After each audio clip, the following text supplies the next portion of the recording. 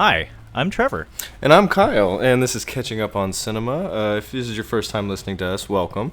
The idea of this podcast is that Trevor and I go back and forth each week and have one of us watch a movie the other one hasn't seen.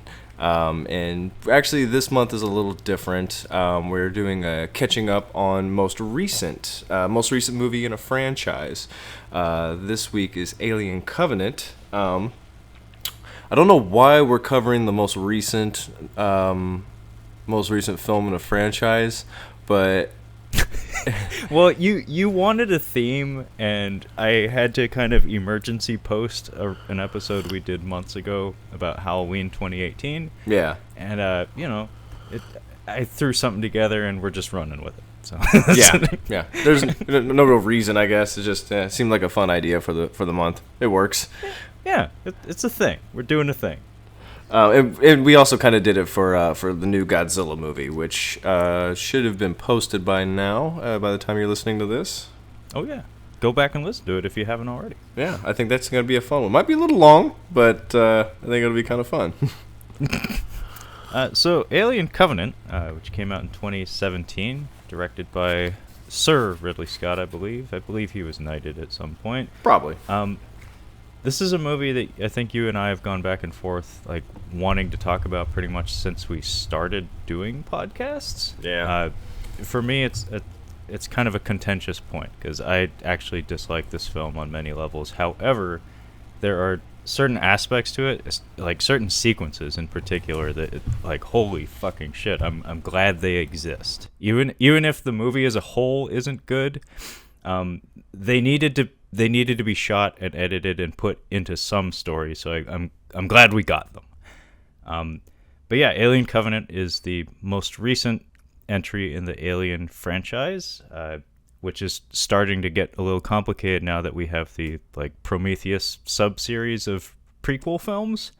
So this is the latest Alien film, which takes place before all the other Alien films and is a sequel to Prometheus, which came out in 2012. And again, you and I seem to have differing opinions on. So Kyle, why is it that you selected Alien Covenant for this month in particular? Well, for one thing, we are planning to do a masterclass of the Alien films, and I thought that Alien Covenant and Prometheus are more or less prequels to those Alien movies, and I didn't think it would be a good idea to include them into the masterclass. So I wanted to at least get some time to talk about it. I know that you're not a fan of Prometheus. I, of course, am. But I also wanted to revisit this movie because I've heard a few people say that they actually really like this movie, and there are people that I respect their opinions on movies, so I'm like, okay, maybe I'm missing something. Maybe I just went in expecting too much with this movie the first time, and I wasn't impressed by it the first time. I really enjoyed the ending to this movie. I definitely had some, what the fuck is that about moments watching this the first time. And again this time, I'm not entirely sure what the flute's about. Maybe Ridley Scott touches on that. Maybe you have some kind of insight that I didn't get from the director's commentary. But yeah, I wanted a reason to revisit this, and it's the most recent film in the technically the Alien series, and Yes. And we're not entirely sure if we're going to get a third one. I kind of want to, though. I've heard reports as recent as May of this year saying directly from Ridley Scott's mouth that a script is in the works. I think a big part of the issue is that the Alien series is, of course, a 20th Century Fox franchise, and they were recently acquired by Disney. So all of those franchises, all the Fox series and stuff, it was kind of up in the air for a few minutes there as to whether they'd be continued or not. I think the House of Mouse gave the gave the green light, though, so I think that's probably what kept things from advancing more quickly. But before we get started talking about this movie, we should probably give a little background as to our respective relationships to this franchise. Oh, okay. The very first podcast you and I did was a Predator masterclass, wherein Correct. we talked about the entire Predator films franchise, including the AVP films. So unfortunately, we probably won't be going over those again. No. But I think it goes without saying that you and I are kind of invested in the Alien films. Very much, very much. I would say that I actually texted my brother when I was rewatching Alien the other night. I asked him, I'm like, is it okay that I think that Alien and 2001: A Space Odyssey are better than Star Wars? He goes, it's not okay. It's not okay. I'm like, damn, okay. Yeah, I really enjoy these movies. Kind of a thing with my dad and my grandpa. They're both sci-fi fans. My grandfather, we watched at least 3 of these movies. I don't think we watched the 4th one with him. We watched all 3 of these movies with him. He was an avid Stargate fan. He watched the TV series. Wow, Stargate. SG-1 and Atlantis? He passed away in 2007. I'm not sure how far he got. I think he probably got some Atlantis in then. And my dad, I actually watched. I was flipping through the channels with my dad, and he's like, "Oh, Wrath of Khan. You've ever seen that?" And I'm like, "Actually, no, I haven't." I'm like, have you? He's like, "Oh yeah, it's good." So I don't know if I'm just genetically predisposed to enjoy sci-fi films, but these movies I really, really like, and I've seen. I'd say quite often. At least once a year, I see the first 3 movies. Well, I mean, the Alien franchise is like maybe one of the most important for me growing up. Like I got, I think, a VHS copy of the first one when I was like 12. Ooh. And Aliens was actually, I think, that or T2, both James Cameron films. It was one or the other was the very first R-rated movie I ever got to watch, and holy shit, I latched onto Aliens. Like, that was my movie. Like, I was obsessed with everything about it. And part of the beauty of the Alien series is that I don't know that we've ever actually gotten an outright bad movie, except maybe the AVP movies, but even I enjoy those on some level. The second one, yeah. From a critical standpoint, like from an artistic standpoint, yeah. They're kind of garbage, but yeah. Like the Alien series proper, I don't think there's actually a straight up bad one.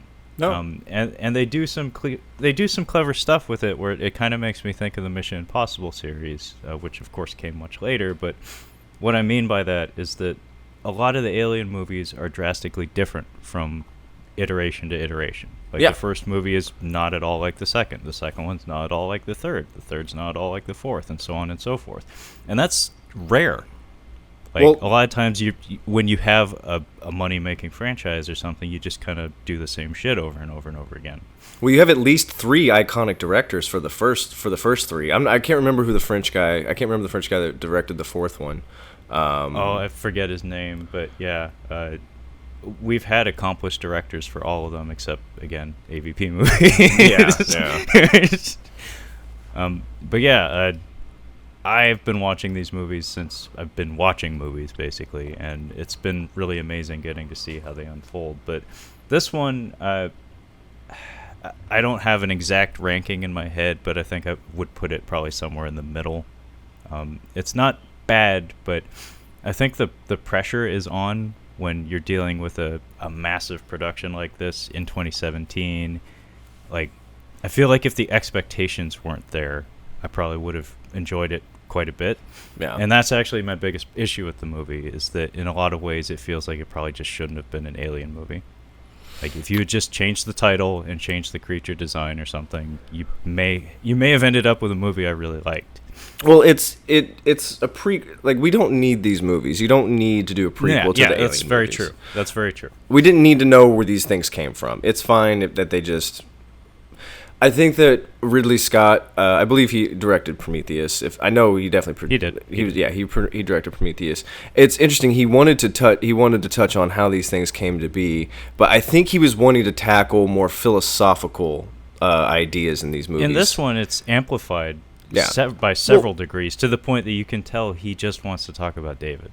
Like, he just wants to talk This is David's movie. Yeah, this is David's movie. He doesn't give a shit about the alien in this one. I think it was probably like a studio mandate or something, where it's like, we can't sell the script unless you put the fucking alien in it with the corona head and everything. Because people know that image, and we're dumping $200 million into this. Something about this made me... It felt like Hannibal to me. there's just something about like the little bits of art, like little poems here and there. Like he quotes some poetry. The use of music in here. I don't know if you were. Well, and the eccentric, well-spoken, sociopathic villain. Yeah. I see it. I mean, it's the same director, so I see it. And I think this one, we're focusing a little bit more on that. That's what I'm saying. Like with Hannibal, Hannibal has style, and it's not a super violent movie, and it doesn't really have any real tension building like Silence of the Lambs does. I mean, if you're working with those characters, but I still enjoy watching it, and I think that's what I'm having with this movie as well. It's like there's definitely some fucking action in this, more so than Prometheus. There's some gore, but yeah, I think why I like Hannibal is kind of why rewatching this I enjoyed it a lot more. I feel like I think there was just enough in there for me. Well, I mean, put it this way, I have said multiple times already, like as we've been talking, that this isn't a movie I particularly enjoy. I've watched it at least 4 times. Yeah.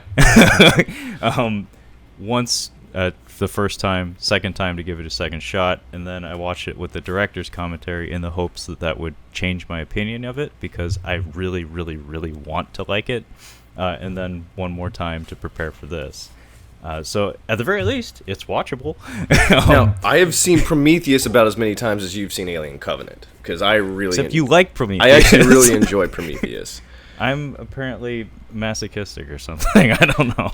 Well, I guess maybe since it's Ridley Scott, and I love that first Alien movie. It's my A New Hope. Like that's the one I can just watch and I just adore. I love everything about it. I love the characters. I love the set design. I like how the villain is revealed. It's just as good tension. I love Sigourney Weaver. And we actually, there's something interesting that we do with the characters in this movie. We'll get to the character development. We'll get to it. But yeah, so I'll just give a rundown real quick. Sure. This movie is actually a prequel to Aliens, but a sequel to Prometheus. If you haven't seen Prometheus, basically a group of people go out into the middle of nowhere looking for a distant star. They're trying to find the meaning of life and whatever. They find basically the alien virus, and essentially wipes out the entire crew. And what's left is this android who was made by evil Guy Pearce. But this android is, I guess, the model in which other androids were based off of. But this one in particular, he made special to think and reason. Which, as you know from any movie with artificial intelligence, if it becomes, I guess, sentient, if it becomes self-aware and starts thinking for itself, it's 100% going to be evil. That's just what I've been communicated in TV movies. But no, you just don't do it.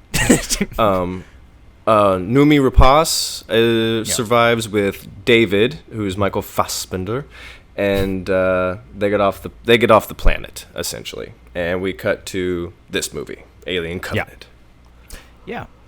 So our film opens with a beautiful white room with some antiquities sprinkled throughout, including the statue of David, overlooking a beautiful landscape, and our credits start to open over it very slowly. And it's this wonderful, like, 3 to 4 minute long scene where it's just a conversation between Peter Wayland, played by Guy Pearce, who is hinting at being evil at this point, but he hasn't gone full evil just yet. If you see Guy Pearce in a movie, he's evil. I really like Guy Pearce. He's like... Oh, I do too. He's really unique in the sense that, like, he has the look of a leading man, but he's actually, like, deep down just a character actor. Like, he likes doing crazy shit. Yeah. And he's great at it. Actually, I had the dogs watch The Count of Monte Cristo today while I was at work. That's what they got to enjoy. Who's that Welsh actor? He always plays a bad guy. He was the brother in Little Nicky, the English brother. He's in a Rhys Ifans. There we go. He's another guy. If you see him, like, that's your villain. 100%. 100%. He's your villain. He got that super devil juice. Oh man. But, sorry. Yeah, I was excited for a minute, like when he was cast in Amazing Spider-Man as the Lizard, and then that movie's just total shit. Oh, I didn't watch either one of those. Good for you. It's terrible. Both of them. Anyway, this conversation, actually, I think our first shot is Michael Fassbender's beautiful baby blues opening directly into the camera. I guess this is him being activated for the first time, maybe. And Guy Pearce and him. Yeah, he and Guy Pearce are having a conversation, and it's about, like, basically creation, about, like, the mystery of where we came from and why we exist. And there's some really heady stuff that gets passed and forth between the two of them. And what makes this dialogue really work, though, is the performance of Fassbender in particular. Because he gets some lines in here that are delivered in just the right way, where it's like, oh shit, inside of 3 minutes, like, I already know what this character's deal is and why he's dangerous. Like, towards the end of the conversation, I forget, like, the exact wording of it, but he basically, like, Wayland tells him, like, God created me and I created you, and Fassbender throws it back at him like, oh, so you created me and you'll die in about 70 years, whereas I'll keep living. Yeah. And he's like, so you created me and I'm your superior. And like, then from the moment I woke up, I was better than you. And the tea thing was fucking great. Yeah, he's just like, now you're the help, bitch. He's like, pour me some tea. Yeah. As like, I don't know, as straight-laced and like calm and powerful as Mr. Wayland appears, like, even he is taken down a peg in this instance, and he turns into a catty fucking bitch. Yeah. He's like, pour my tea. Yeah. It's pretty incredible. He just made a multi-billionaire humble. Like, that's not an easy thing to do. He humbled him inside of 3 minutes. Like, inside of being alive. Yeah, he's been alive for 3 minutes, and he's already shitting all over him. And there's no retort to that. It's like, no, he's right. I did create this artificial being who's already a superior being to me. And yes, this of course is happening before the movie Prometheus. This is this is before that. We cut to 2122, something like that, I think is the year. We get the colonization vessel Covenant. It's got 2,000 colonists on board, as well as a bunch of embryos as well. And we have a crew of about 8 to 10 people. We have like 4 couples. This is problematic, okay? I know I know he did this to make it a bit more. You can justify dumb decisions in movies by having you take away logic when you put somebody who's like a partner. Like, yeah, I'm gonna do something stupid. So I get what he was doing, but this is downright careless to have on a huge vessel like this. It's a strange theme, because the majority of the crew are paired up. Like, it's husbands and wives. I didn't see any gay couples, but yeah, it's husbands and wives. And yeah, you would think that would lead to complications of some sort. See, something like this would make more sense to me if it takes place in 2104. So you're right there. Close. But I think, like, if the story took place further in the future, where, like, maybe space travel is less of a big deal, maybe then that would make some more sense.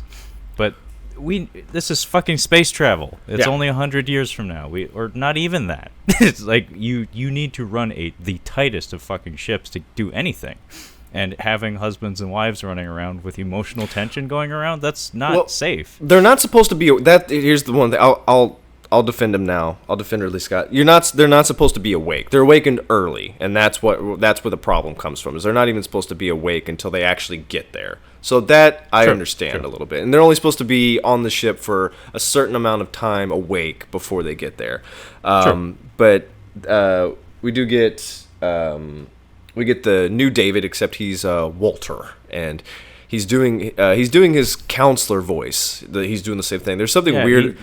Fassbender's American accent's just odd. The way I describe it in my head is he sounds like a very skinny person trying to sound like a fat person. Yes, that's perfect.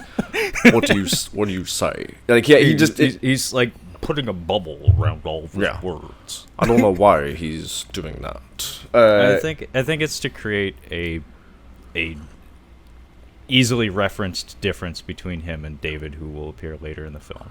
Mm. Because their speech patterns are radically different, so it's pretty easy to identify birthday. the two of them, even when they're on screen together. I think, well, I remember in The Counselor when he's talking to the lady after shit hits the fan, he's asking for her cell phone. He's like, mind if I use your cell phone? It's my daughter's birthday. Like, I remember his birthday. I remember he's like really making sure he hits that R.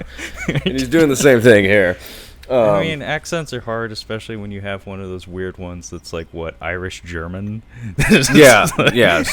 What even is that? I don't know. It's weird, but it needs to be said, the first shot we get of the Covenant is a reference to the original Alien film, although sped up by like 10 times the speed. And that's actually one of my biggest issues with this movie, is it's too damn fast. Because what Alien in 1979 did was it took its time. Yeah. Like it knew how to make scenes tense. The editing was not snappy. It was very breezy in a lot of ways. This one, it's like bang, bang, bang, bang. So what I mean by reference is actually it's like a replication of the original film's opening, where it's like just a space exterior, and you see this little dot traveling through space, and then very slowly the title appears. In this one, it's like title. It's like it's in such a hurry to get it done that it just does it real quick. But well, do you think there's a Ridley Scott director's cut? I mean, do you think I don't think we're getting one of those. Fox is actually one of those studios that is known to put out special editions of their discs. They do the double dip, where they put out the standard theatrical, and then like 4 or 5 months later, it's like, oh hey, here's the good version. Like they did that with the Wolverine, and I think Deadpool 2, and this one I don't think it's gonna happen. Well, Ridley Scott said there were like 20 minutes removed from his original cut, but I don't think that's substantial enough to warrant another disc. No, but I'm thinking if you wanted a little bit longer, if you wanted things unpacked a little bit more. I mean, fucking Kingdom of Heaven director's cut is over 3 hours long. Like, and I've heard it's much, much better. Exactly, like that's what I'm saying. Like if there's a director's cut of this movie, then it's probably better. I would say it's longer, but it probably adds a few things that would make you happier. I mean, for me personally, it would have been nice if the Xenomorph was introduced with a little more than a half hour to go.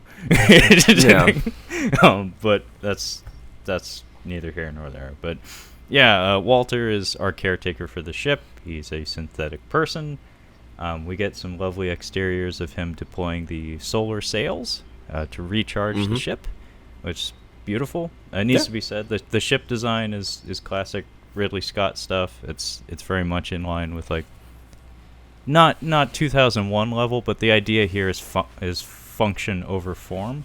Yeah. So it's like everything is aesthetically pleasing, but that's clearly not the first principle applied to the design of it. Where it's like, no, this shit needs work, and the Covenant ship does look like it's just intended to do a job, not look pretty, which I admire. That's a design choice you don't see all the time, especially in big tentpole films and stuff. But as Walter is doing his rounds on the ship, I think he finds a busted embryo, which is unfortunate for that embryo. We get a neutrino burst, which apparently happens so quickly and so suddenly that there is no way to predict it. It's just a random act of cosmic chaos that you can't really prepare for. All you can do is hope that you survive it. And it damages the ship.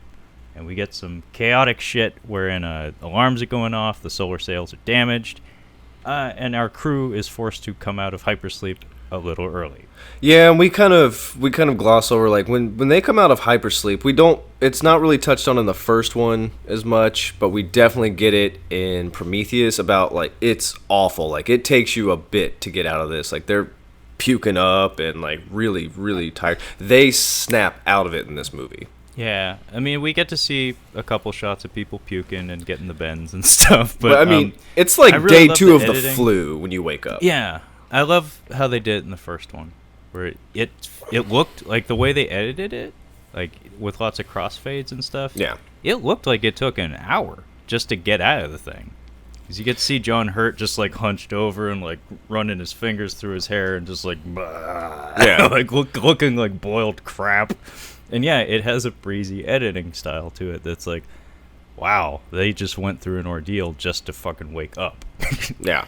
But yeah, this one, it's like we cut to the crew chambers and like there's fires going and people are like banging on glass and capsules are opening left and right. It's really chaotic and loud. And then we get to meet the gal who I guess will become our main character a little later. She's our Ridley. Kat Waterston. Oh, Ripley. Ripley, yeah, sorry. Daniels is her name. Can I ask, what have you seen this gal in, Katherine? Oh, she's in several things. She is in Logan Lucky. She has a minor role in that movie. She's really big in the Fantastic Beasts movie. That's her bread and butter. And you, honest to God, her haircut in this movie and Logan Lucky, I don't know why she goes with that haircut. Because she has longer hair in the Fantastic Beasts. It looks like a completely different person. Like, she looks like Brie Larson in the Fantastic Beasts movie, and here she looks like a 40-year-old woman. Shit. She's a. See, I think the only things I've seen her in were Logan Lucky and Michael Clayton, maybe. I That didn't see was that. like maybe her earliest role, but yeah, I have not really seen her in anything. But She's doing I'm stuff. sorry.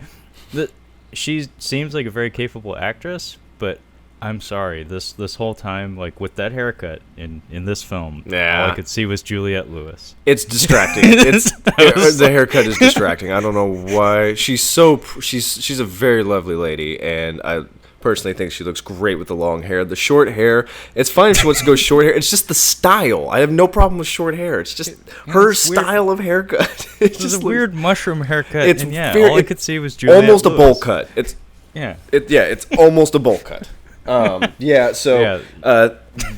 Ridley Scott decides to burn James Franco alive. Thank you for keeping him out of this movie.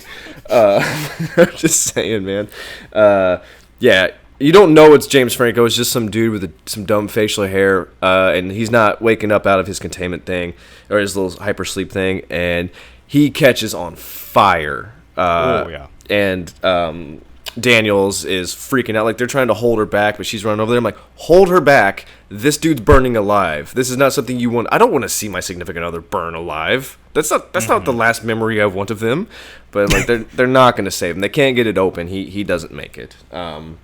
This was her boo. This was her boyfriend or husband. And Billy Crudup is now going to be in charge, which is not what you want. Yeah, nobody wants that. Nobody wants that. And I like Billy Crudup. Yeah, I do too. I think he's a very capable actor, his personal life aside. I think if you put him in the right roles and he has confidence in you as a director, he can give you some great shit. He's good in this. I mean, I don't like his character, but he's good as this character. He's good, the script is bad. Yeah, what are you going to do? They hammer home his faith a bit too frequently. It's like, Yeah, I but fucking get it. They mentioned it one time, but like he mentions it like they in mention passing. it 6 times, Kyle. I don't remember them touching on it. He calls attention to it like 6 different times. He quotes a lot of scripture and stuff. Does he?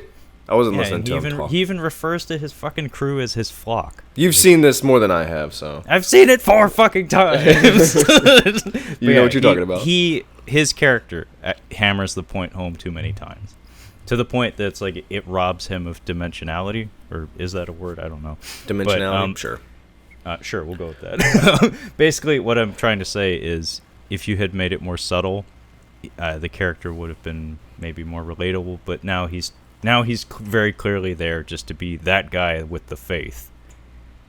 I think and he's drawing too much attention to it, basically. Well, I think maybe Ridley Scott's trying to touch on something, maybe some social issues or his own. Well, it's a theme that it's like in so many of his films. I mean, the guy fucking directed Exodus. Like, clearly, you know, Christianity, like faith and that kind of shit. Like, just religion in general seems to be something that is a topic he likes to talk about. And he that's why I definitely brought it into this, and Prometheus especially.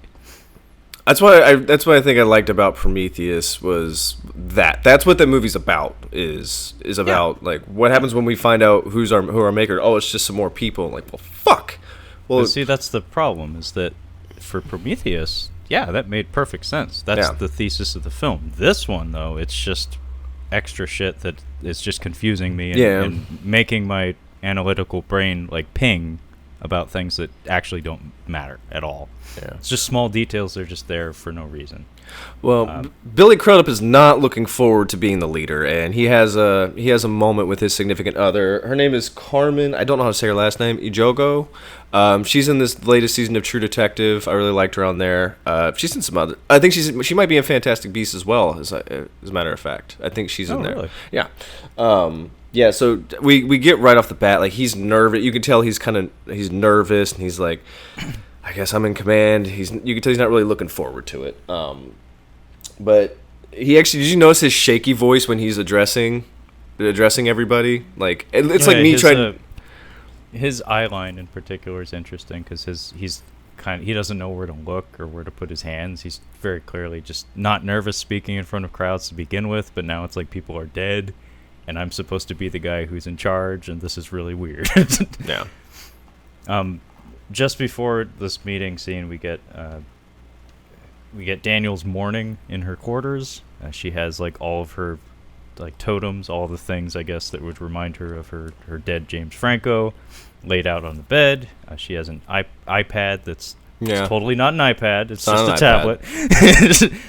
She's watching a video of James Franco. I guess maybe the last video footage she has of him, where he's a fucking rock climber. Yeah, like right. with that facial hair and that derpy smile, of course he's a rock climber. Yeah.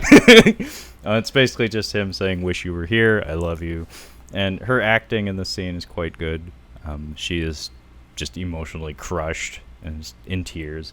And then she takes out a Jesus nail and makes a necklace out of it. Yeah, I don't know what that was all about. I don't know if that was his thing or if it's her thing, or it's like, you know, her falling back on her faith. It's never explicitly stated either way. But the point is, she pulls a nail out of his things and makes a necklace and wears it. And it comes in handy a little later, but not really. Well, there was... but not really. Apparently, James Franco's, his character arc, he was cut out a little bit. They cut some stuff out, and it had to do mostly with him. So I think we might have missed something with the little nail. And maybe they were just like, it's a minor enough thing. People aren't going to ask a lot of questions. So there might have been something... Yeah. Like I said, it's small details that I noticed, but they didn't do anything with. And they made the mistake of devoting entire shots to it. Yeah. Anyway, Billy Crudup is kind of a dick here. He basically says, hey, so people died, including the people who are still cryogenically frozen, and we got to move on. And everybody in the crew, which includes Danny McBride, who is probably the reason James Franco was in this film. Correct. I'd imagine, as a character named Tennessee.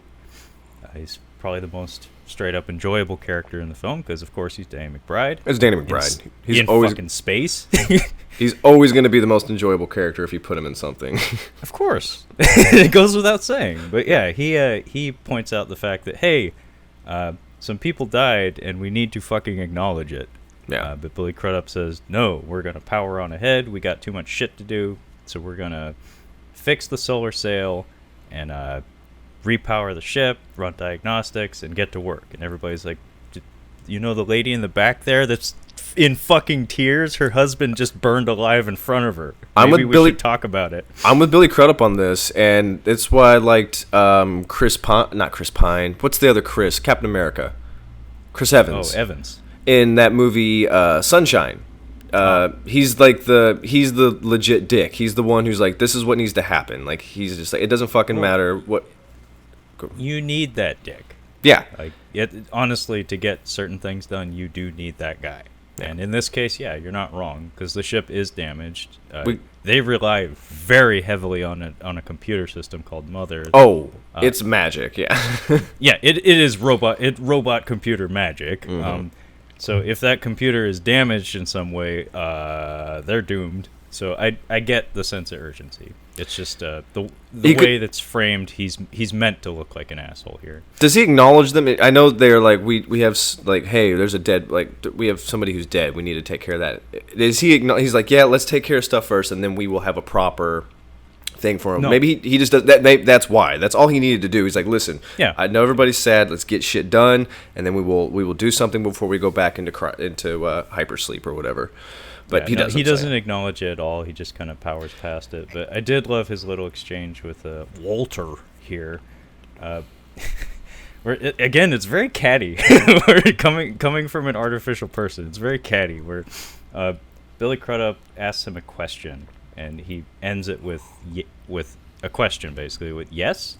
Like he states a fact and then says yes, and then Walter pauses for a second and says, "Is that a question?" He's like, "Yes, Walter, it's a question." Well, his character does not. Like, I don't want, like, if you wake up and you're just handed a crisis, like, you're like, wake up, fuck, the shit's hit the fan. He's not off to a good start, and he wasn't expecting to be in charge. Like, he wasn't expecting to have to make these decisions, and it's clear that he's not quite ready to make these decisions. Oh, no, not near. So, yeah, I can understand how he's just, like, he's not addressing the crew the way a leader should be. Honestly, what's her face? Daniels ends up taking charge eventually. I feel like they should have just, after she was through mourning for James Franco for 24 hours, let her take control. Thank you for pointing that out, because her character arc, I take some issues with. She makes a big 180 that's like, where the fuck did that come from? Because she just becomes the badass. It doesn't really feel natural.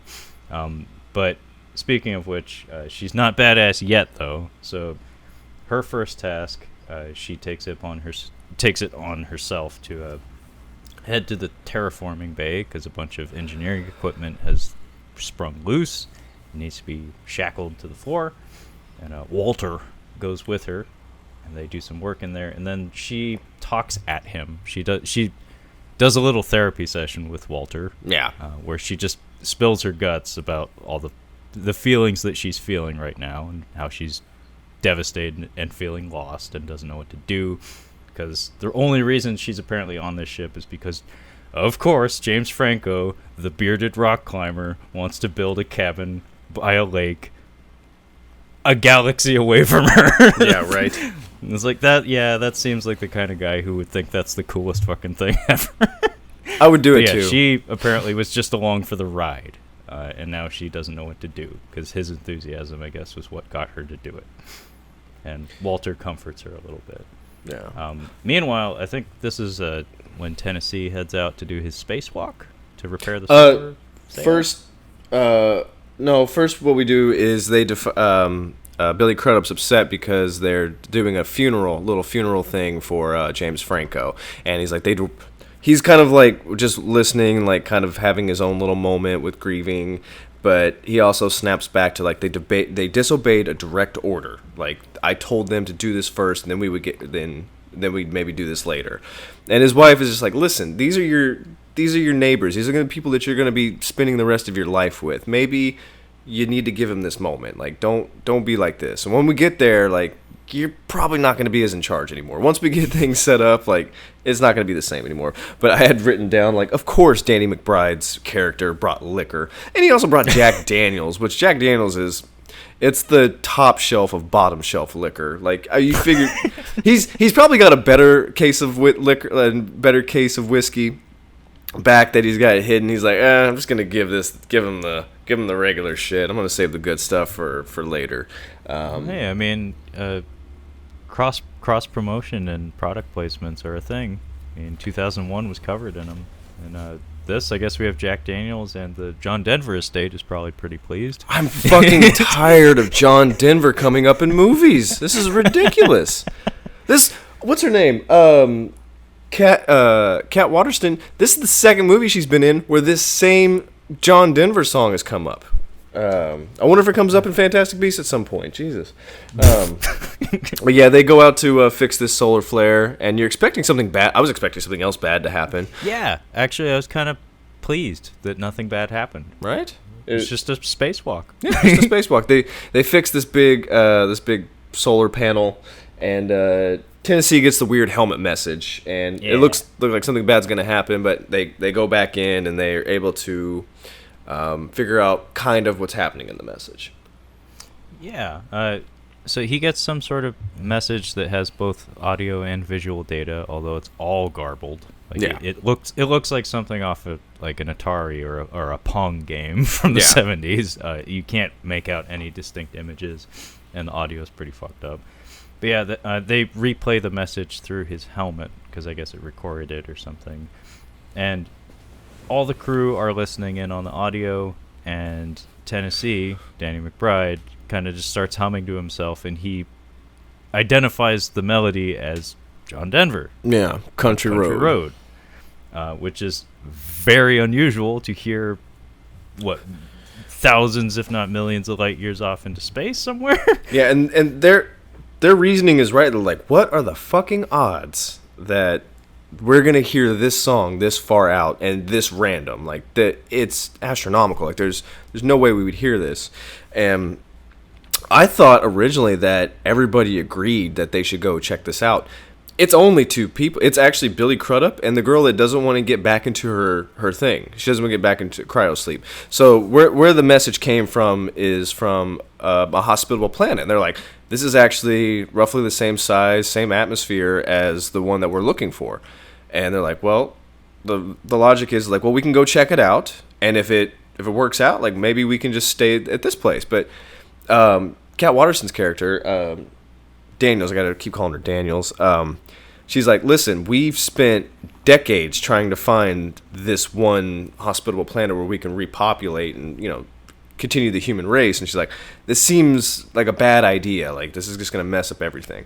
And Billy Crudup's like, oh, it'll be fine. It'll be good. Maybe it'll be better. And I think he's kind of getting everybody like, okay, maybe it'll be better and we don't have to spend another 7 years. It's another 7 years of our lives that we have to waste just getting to this other planet. This is another aspect of his character, touching on the faith stuff. This is divine providence. This is him seeing something unfolding before him as, a positive and just going for it because it's like, oh yeah, we're being provided for. Let's just go for it. And yeah, I mean, I understand the logic of the crew not wanting to get back into the pods. That made a lot of sense to me because it's like, yeah, our captain just burned alive and that could happen again and there would be nothing we can do to stop it. But at the same time, it's like, it's space travel. Margin for error is like zero. Yeah. like if you have a plan and you've already burned the fuel or whatever towards that destination, you gotta just go. You gotta go for it. Yeah. Like, if you deviate from that, you could be eternally fucked. So I looked up where the filming locations were. This is mostly New Zealand and Australia. I think there's some soundstage stuff done in Australia, but most of the outside shots is New Zealand. I could see that. Yeah, I mean but it's not. It's a Ridley Scott film. It's very handsome. That's one thing. Even if you don't like his movies, they're still going to be great to look at. Oh yeah, no, he's. I think I said it before, like regarded as one of Hollywood's best shooters because he has an eye. I also think that Billy Crudup's character just wants to land, so he doesn't have to have the stress of dealing with this anymore. Could honestly. be, but the result of their conversation is we're going to go to Planet 4, named for its distance from that system's sun. Instead of Origai 6, which is the planet that apparently we, from day one, were trying to get to. And the planet that we had already done the specs for and know for a fact is hospitable. Well, she says the odds are too high. She's like, the odds are too high for this to be a coincidence. Like, this is just... What she said? She said, this is, like, too good to be true. Like, this is too easy. Like, why did we miss it when we were looking for all these planets? How did we overlook it? Yeah. Yeah. I mean, unfortunately, the answer to almost every question in this regard is space. Space is weird. Space is big. But we put together a team. Yep. We have some military type people with the crew. And this whole sequence, this landing sequence, is very reminiscent of Aliens. Mm-hmm. To the point that our sergeant even is chomping a cigar. I noticed that in a couple of shots. He's played by Damian Bashir, who's a Mexican actor. Who I know to be. He's in The Hateful Eight. I know him to be very. yeah, I know him to be a very accomplished actor outside of most Hollywood productions. So it was interesting seeing him in such a tiny role, but this is how business is done in Hollywood these days. You got to get asses in seats, and casting people from, beyond the American spectrum of actors and stuff is very important. He does pretty well in this, although unfortunately he doesn't have much to do, other than point out the fact that I know wheat. That was a line he says that I don't know what the fuck that means, but he knows wheat. So I've written down, so we've got guns and explosives, and they're like, let's go explore. Also, they have shoulder cameras, too. Of course they do. You have to. You have to at this point. And then they have stupid, circuit board print on the brim of their hats. I didn't even notice that. I actually really love the costuming and all the design work, all the engineering of all the props and stuff is amazing in this movie. Those hats look so fucking dorky. That looks like the costumes from Endor in Return of the Jedi. They have the floppy ears, It looks just like it. And plus they got kind of like poncho-esque, like big kind of jackets on. So Tennessee's still up in orbit, as well as the lovely couple. They're the hot couple. They're the hot couple, yeah. I mean, it's Jussie Smollett, who is, of course, Hollywood blacklist now. He's not allowed to do anything anymore. No. And his hot-ass wife. And then Callie Hernandez, she did it for me. It was working. And it's just two really hot people and Danny McBride. Danny McBride's boy. So Danny McBride's the pilot, and he's hanging up there with those two. And Danny McBride's wife, I believe, is some kind of medic. I'm not entirely sure what her deal is. Or she's a pilot. She's a pilot. Okay, I wasn't sure. She pilots the landing craft, and then apparently she has some medical training on top of that. But she Ferris is the character's name. I don't know the actress's name. But she pilots the landing craft, and we get to do we're coming in for some chop, tough atmospheric penetration. The weather's kind of not so great on the planet's surface. We get some tense moments where everybody's kind of freaking out. But then we land without a hitch, and she does an amphibious landing on the planet. Again, it's a very beautiful New Zealand-esque planet with lots of lakes and forestry. Well, it's something like Lord of the Rings movies were all shot like New Zealand, like all the outside shots from New Zealand, but this still looks like a completely different movie. The time of day that he chooses to shoot and the location, it doesn't feel like Peter Jackson's Lord of the Rings movies. It feels foreign, like it feels different, especially for an American audience. They do a good job of making it feel like an alien environment to some degree. A lot of it, I think, had to do with the color grading. Yeah, everything's very dark. Yeah, it has like Seattle sky, but with New Zealand like plant life and stuff. Well, I was even watching. I'm like, this isn't the PNW. I'm like, I know the Pacific Northwest. I'm like, this isn't the Pacific Northwest. I'm like, what is this? I had to find out what it was. No, good on you, because I was curious too. So yeah, they go in. He identifies the wheat, which is a huge red flag for me. If I'm like, okay, no humans, and we've got wheat here. I'm like, this is weird. I would be on high alert.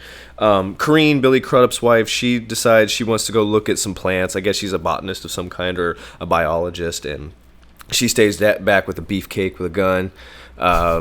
He decides to go for a smoke, while the rest of the crew, it's about 8 to 10 people, quite a few people go out and go exploring. They're basically going to go find where this beacon is, where this message came from. And he even says, it's like 10 kilometers, and it looks like we're going to have to hike up. But we don't get any of that. We just get right to... like I said, the editing in this film is kind of jumpy at times. But this is my favorite part in the whole movie. And to me, this, 15-minute sequence, 10-15-minute long sequence. Oh, it's awesome. It justifies the existence of the film. Easily. My problem, I want to say that my only problem with this movie as far as the xenomorphs go is I don't like these little ones, but that's what I didn't like originally, and I didn't like the big xenomorphs. I think they did a really good job with the full-grown xenomorphs as the movie progresses. These younger ones I don't really care for, but then I was thinking back to watching Alien, I'm like, man, when you get that first chest burster, I mean, it's literally a puppet just moving back and forth real quick, and then it's the only skitters. It just glides right across the table. I'm like, okay, maybe We've come a long way. We've come a long way. Maybe I should give him a little bit of credit. This is a difficult concept. Like, these are unique creatures that they've made, and they have to bring them into CGI. And they didn't have the technology to figure out how they move. So maybe I just got to deal with it. And I was a little more forgiving this time. Well, it's Jaws logic. See, like, part of the beauty of Jaws, both Bruce the shark himself and the structure of the film itself, is that the technological limitations force them to be very selective as to when the shark would be on screen. Yeah. And it made for a more entertaining film, because if you have a movie that's nothing but shark, you're going to get bored of it at some point, and it's not going to be scary anymore. And I think it's very much the same with any monster, where if you see him clear as day all the time, you lose interest. Yeah. Which is, I think, is the problem with Alien Resurrection, in my opinion. Resurrection, I think it's a lot of it has to do with tone, and the fact that the aliens are kind of similar to this film. Actually, they're kind of pushed to the background, where there's other shit going on that's much more important to the plot than just the classic aliens. Like, really, all we're focused on there is Ripley's personal conflict, Brad Dourif, and then the newborn at the end of that movie. All the aliens in between are just kind of obstacles. They're not really they're not like the centerpiece of the film. Like, I don't think you're supposed to be scared of them at any point, in fact. But yeah, I wanna really go into detail here, because this sequence, from the moment Ledward is the name of the soldier, the beefcake who's with Kareen. From the moment he gets a little infection in his ear, up until we meet Fassbender a second time, excellent filmmaking, excellent chaotic filmmaking. Like, excellent. I cannot stress enough. But while this chaos is happening, we do have a big storm a-coming. So that is the thing that we have looming, is we have a storm coming, and we're probably going to lose communication with the mothership. But go ahead. So we very skillfully cross-cut between three separate parties. Correct. All with their own problems. So we have Kareen and Ledward, and then we have the search group who are looking for the signal up in the mountains, and then we have Danny McBride and the hot people up in orbit. Believable spaceship driver Danny McBride. I mean, honestly, he's a space trucker. Yeah, he's a space trucker. Yeah, just like the people in Aliens. But yeah, the way things all get started is Ledward, like you said, he goes off to take a smoke/piss, and I could not help but be reminded of Peter Stormare in The Lost World. When he goes for a piss break. So he goes off, and then his foot falls next to something that looks kind of like a coconut with a little hole in the top. These little spores, yeah. And some little, like, microscopic dust, like little black powder, like, shoots off into the air out of these spores. And then we get this really fascinating special effects shot of, like, CGI cloud of dust, like, whirling and twirling through his smoke rings. And then, like, this really cool shot from inside his ear. And they do some neat sound editing here where you can, like, hear his heartbeat because you're inside his fucking head.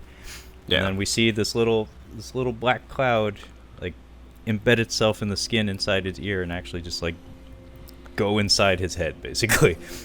And then we cut away. And then it needs to be said, like, the music in this sequence, and in several sequences in this film, is quite incredible. Because we just play, like, this single tone that sounds like almost like a bell or a gong, like a boom. And it's like, it's very ominous, and it just drones endlessly for the next 10 minutes of the film, and it gets under your skin. I actually don't know this composer. His name is Jed Kurzel, and he did this. Assassin's Creed and Macbeth. So apparently he's done a lot of Fassbender films. Yeah, and The Babadook and Overlord. So I'm curious. I might have to look up some of his stuff. And I still haven't seen Overlord, by the way. Babadook is awesome. It's one of my favorite contemporary horror movies. And Overlord sucks a dog's ass. Oh, man. I was so looking forward to that movie. It is very disappointing. I'm sorry. Yeah, you don't get to do all this scene. You don't get to do this whole sequence, Trevor. I get to help. I was setting the ball for you. Go, run with it. You can't take the best part of the movie. So yeah, the guy gets ear dusted, and they find the architect's ship. Yeah. Meanwhile, while they're looking in the architect's ship, another fella gets space dusted. Kyle, for the folks at home, who are the architects? The architects are a group of giant mammal. They're giant humans, basically, and they are from Prometheus. And apparently, they were originally going. We're made out of their creation, essentially, but it was by accident, from what I understand. They were actually going to go to our planet to inhabit it, and they were going to kill us, and they were going to take over, and somehow. I think maybe in the third movie they were going to explain why we came from them, but we haven't quite gotten the explanation yet. But they were who the group in Prometheus were trying to find, and they're big and they're assholes. But yes, they come to the mothership and they're snooping around. Daniels finds Shaw. So they're actually aware of the Prometheus. They know about the Prometheus crash landing on a planet. This is actually a different planet than the one that Prometheus landed on. I didn't realize that until a little bit later. Yeah, did you notice that? I knew it was a different planet, but I wasn't sure. So the original planet, the derelict ship in Alien 1979 is from the architects, correct? Yes. The space this is It's a different ship. This is the derelict ship that they find. No, this is that. This is supposed to be that same ship. Oh, well, I know the planet in Alien and Aliens was LV-426. Mm-hmm. So that's easy to remember because it has a nice ring to it. And this is just called Planet 4, as far as I know. From what I understand, the important thing to note is that David and Shaw, Noomi Rapace, flew the ship. They actually flew the ship, I think, at the end of Prometheus. So they went somewhere, which was different from the planet in Prometheus. They navigated away from that planet. So now I guess they just went to a different planet. Inhabited by the architects, who will learn what happens to them a little later. Yeah. And it actually kind of, I didn't catch that the first time I watched this. That's why I was like, oh, wait. I actually wrote it down. I'm like, did I miss something or was that a dream? But we'll get there. Daniels finds Shaw's dog tags, and I think Walter kind of tells her about like what happened with the original Prometheus ship. They landed on a different planet. Shaw made it out, I guess. She was one of the people on there, so it looks like she might be here. It might be the one who sent us the message. It was like, so they get to, I think that Walter and Daniels go off on their own, and the rest of the group are kind of dicking around someplace else, and they find this message, and you can tell that it's Shaw in her suit, and she's the one that sent the song and sent it out there. They're like, oh, so it just took 10 years for the signal to catch somebody, or to actually for a ship to find it. It took 10 years for the signal to be found. So Danny McBride's like, we got a storm coming. I'm trying to communicate with the ground. I'm trying to talk to my wife. And then Corrine has some issues with the beefcake. It looks like Ledward's something's happening. Sick. Yeah, Ledward's getting sick. He's getting real pale, and very like spasmatic or spastic, and he's coughing, and he can barely move. And whatever hit him real hard, real fast. I would have shot him in the head. Like in this same scenario, I see somebody going down like that. He's pale within 5 minutes like this, and he's not looking good. I'm like, if he throws up anything, I'm shooting him in the head because I'm not catching whatever this is. See, this is really effective, just really effective filmmaking and acting. Because, I mean, I've only encountered this a couple of times in my life where you're in the presence of someone who is ill or injured or in some fashion that you're repulsed by them, to the point that's like, I can't have this person touch me. It's a real instinct that's built into us as people that it's unfortunate because it goes against every aspect of empathy that we'd like to all pretend we have. But when you see a guy who is this color and hacking and coughing and bleeding, I think he is starting to bleed from the mouth, you just want to stay away from him. You don't want to be anywhere near that person. All these Alien movies, the problem with Alien, Prometheus, and this movie is you break quarantine protocol. It's Every called time. every fucking time. Every fucking time. Quarantine protocol. Keep him the fuck out of there. Oh, I was so mad when I saw this. Oh, this was the worst example. This is the worst example. I mean, and I just rewatched Alien, and I love Ripley's character in that. She's just like, what? Okay, what's happening now? He's like, he's unconscious. He's got something on his face. She's like, I can't let him come in. And she's very stern about it. She's like, he's not coming into this ship. And of course, Ian Holm, he lets him in, which is, what fucks it up. But it was I'm sorry, I'll give him the pass. It was the android's fault in the first one. But also Tom Skerritt. Tom Skerritt was like, no, it's an order. We have to go in. So, anyway, let's... So, we have multiple issues going on here. Yeah. Danny McBride is having communication issues with everyone on the ground, despite the efforts of the hot people to fix it. Ledward and Kareen obviously have pretty bad problems. Meanwhile, the folks on the ship who found the Shaw signal, one of theirs is starting to get sick too. I think his name is Hallett, and of course, I think you mentioned he inhaled some of the faradust through his nose. So they start to hoof it back to the landing craft. So they're pretty far out, as you said, like kilometers away. So it's going to be a minute before anyone gets back to the ship.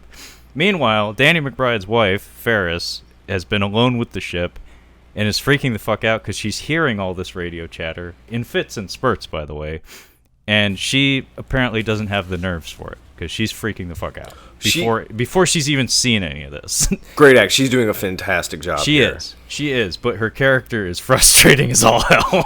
You know what? I was watching this and I was really paying attention to her character, and I was putting myself in the situation and being this panicky.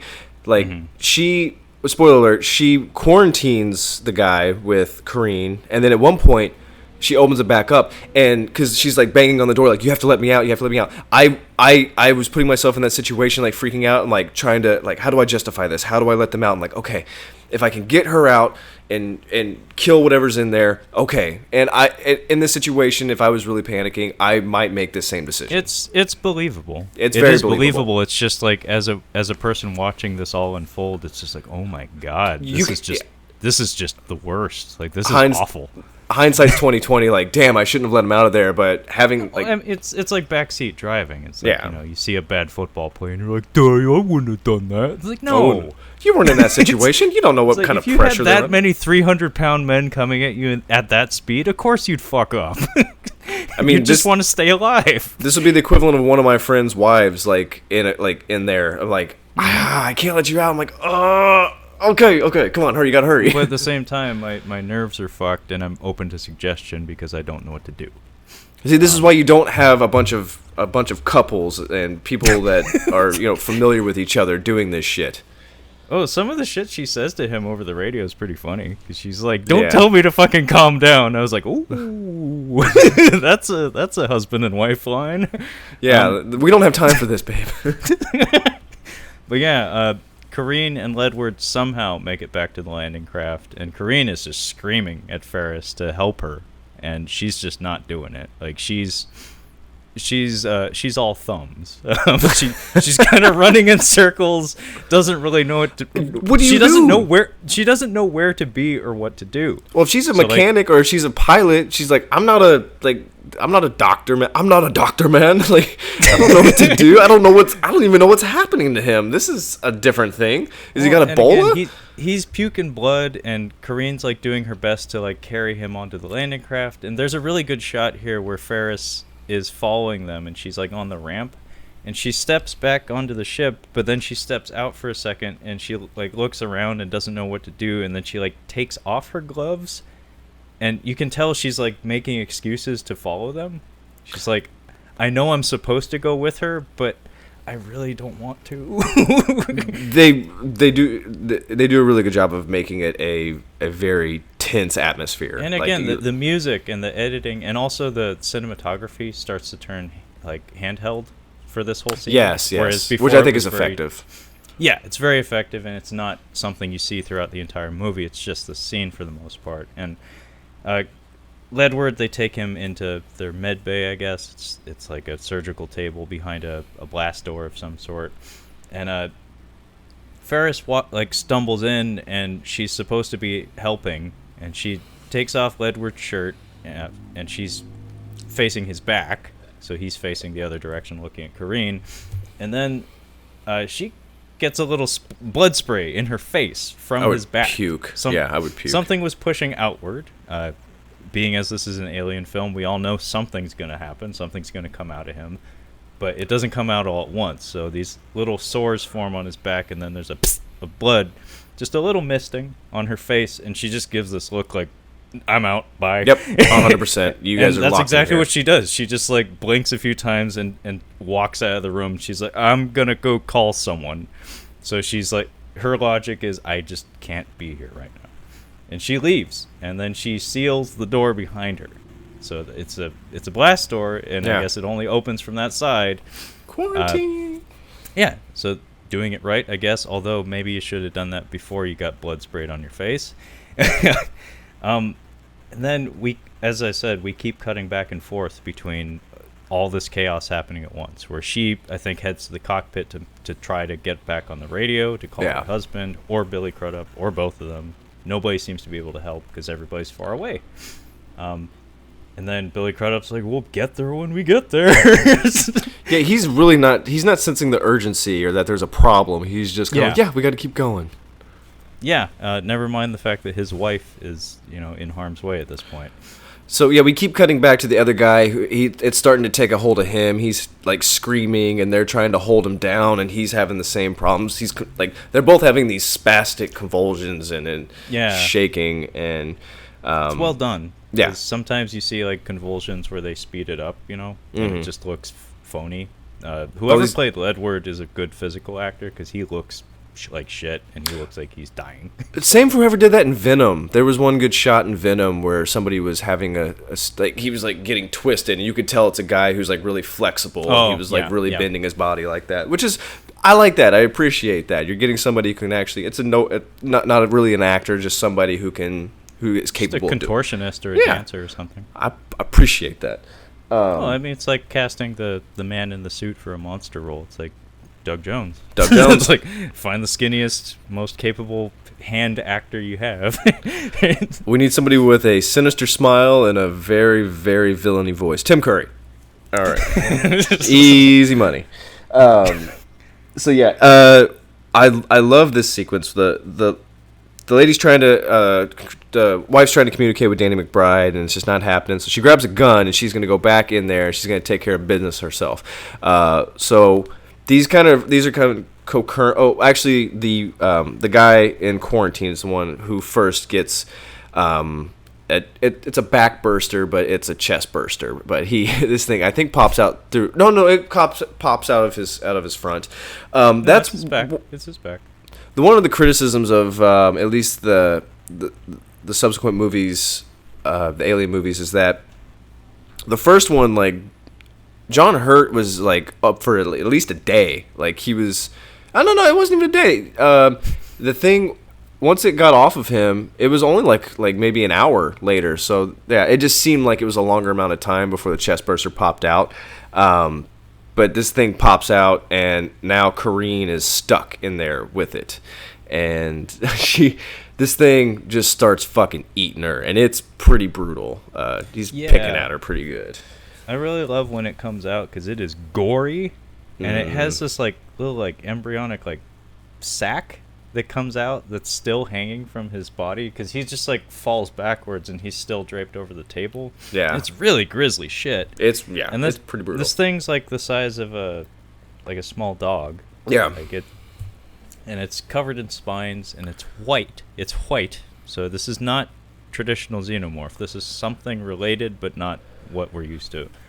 And yeah, I love that it like makes a charge at her, and she's just laying on the floor in the corner because she's panicking, and I think she slips on blood too. Oh, no. This is what I laughed so hard.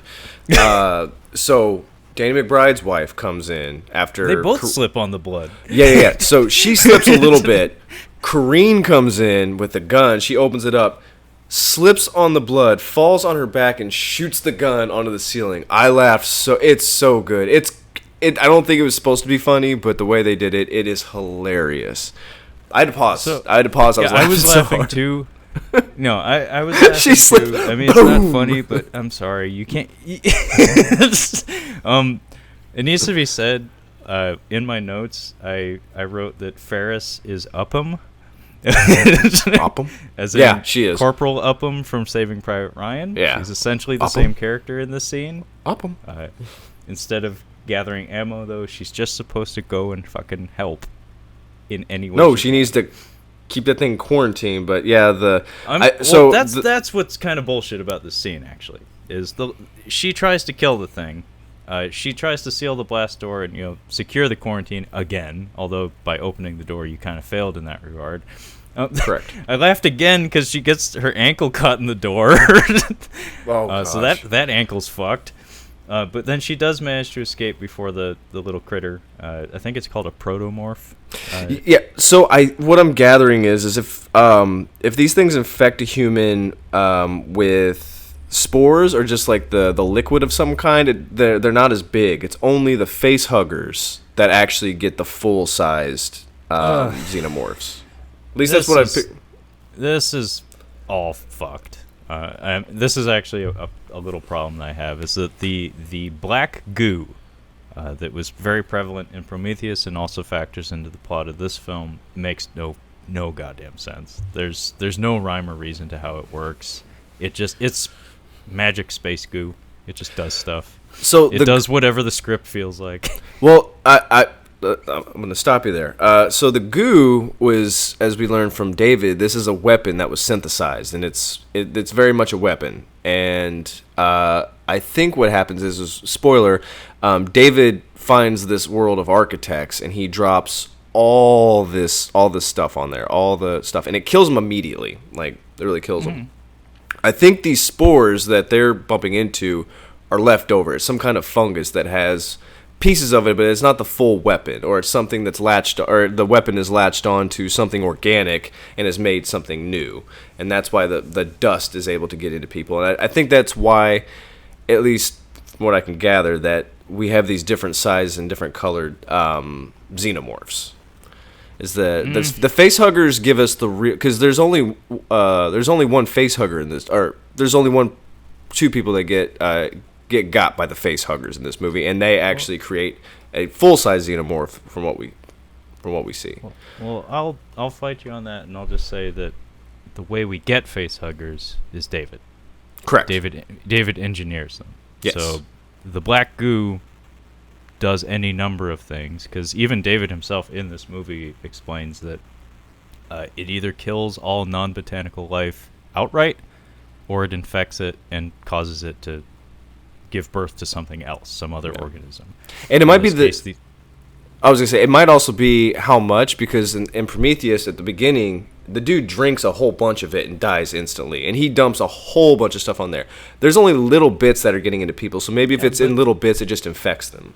But then in Prometheus, you also have the penis cobra, the albino penis cobra, and then you have the guy with the beard who turns into a space zombie via the black goo. Yeah. Then you have Shaw's husband who gets the eyeball jizz, and then he fucks her, and then she has a thing inside her. It's all magic. Yeah. It's all space magic. Yeah. And then the way we get the not quite alien in that was guy gets black goo, fucks his wife cuts out the creature that's inside her. Creature inside her grows into a giant facehugger-esque thing. Facehugger-esque thing. Mouth fucks an engineer, or an architect, rather. Correct. And then he poops out an alien kind of thing. Yeah. So, long story short, black goo makes no sense. And the xenomorphs the xenomorphs come from David's tampering. Does he touch on that at all in the commentary about the black goo? Oh no, he talks in circles about the alien. Like you can tell like I said, this movie is about David. He doesn't seem to care very much about the alien. Gotcha. some of the things it does, he was happy with. Like he was like, I like the way it moves. And it's like, you had very little to do with that because that was all the work of animators. But yeah, so Ferris crushes her ankle in the blast door, and then we get a little bit of bullshit where she does manage to close the door behind her, and then this little critter headbutts its way through the glass in the door. Yeah, like, no, he wouldn't know what that is. Yeah. Well, not only that, he wouldn't be able to do that. No. That would require insane amounts of strength. But yeah, it just like breaks through effortlessly, and it chases her out like into the main compartment, like the storage compartment area of the ship, and she starts shooting at it, and she manages to shoot some explosive containers and blows up the whole fucking ship, including herself.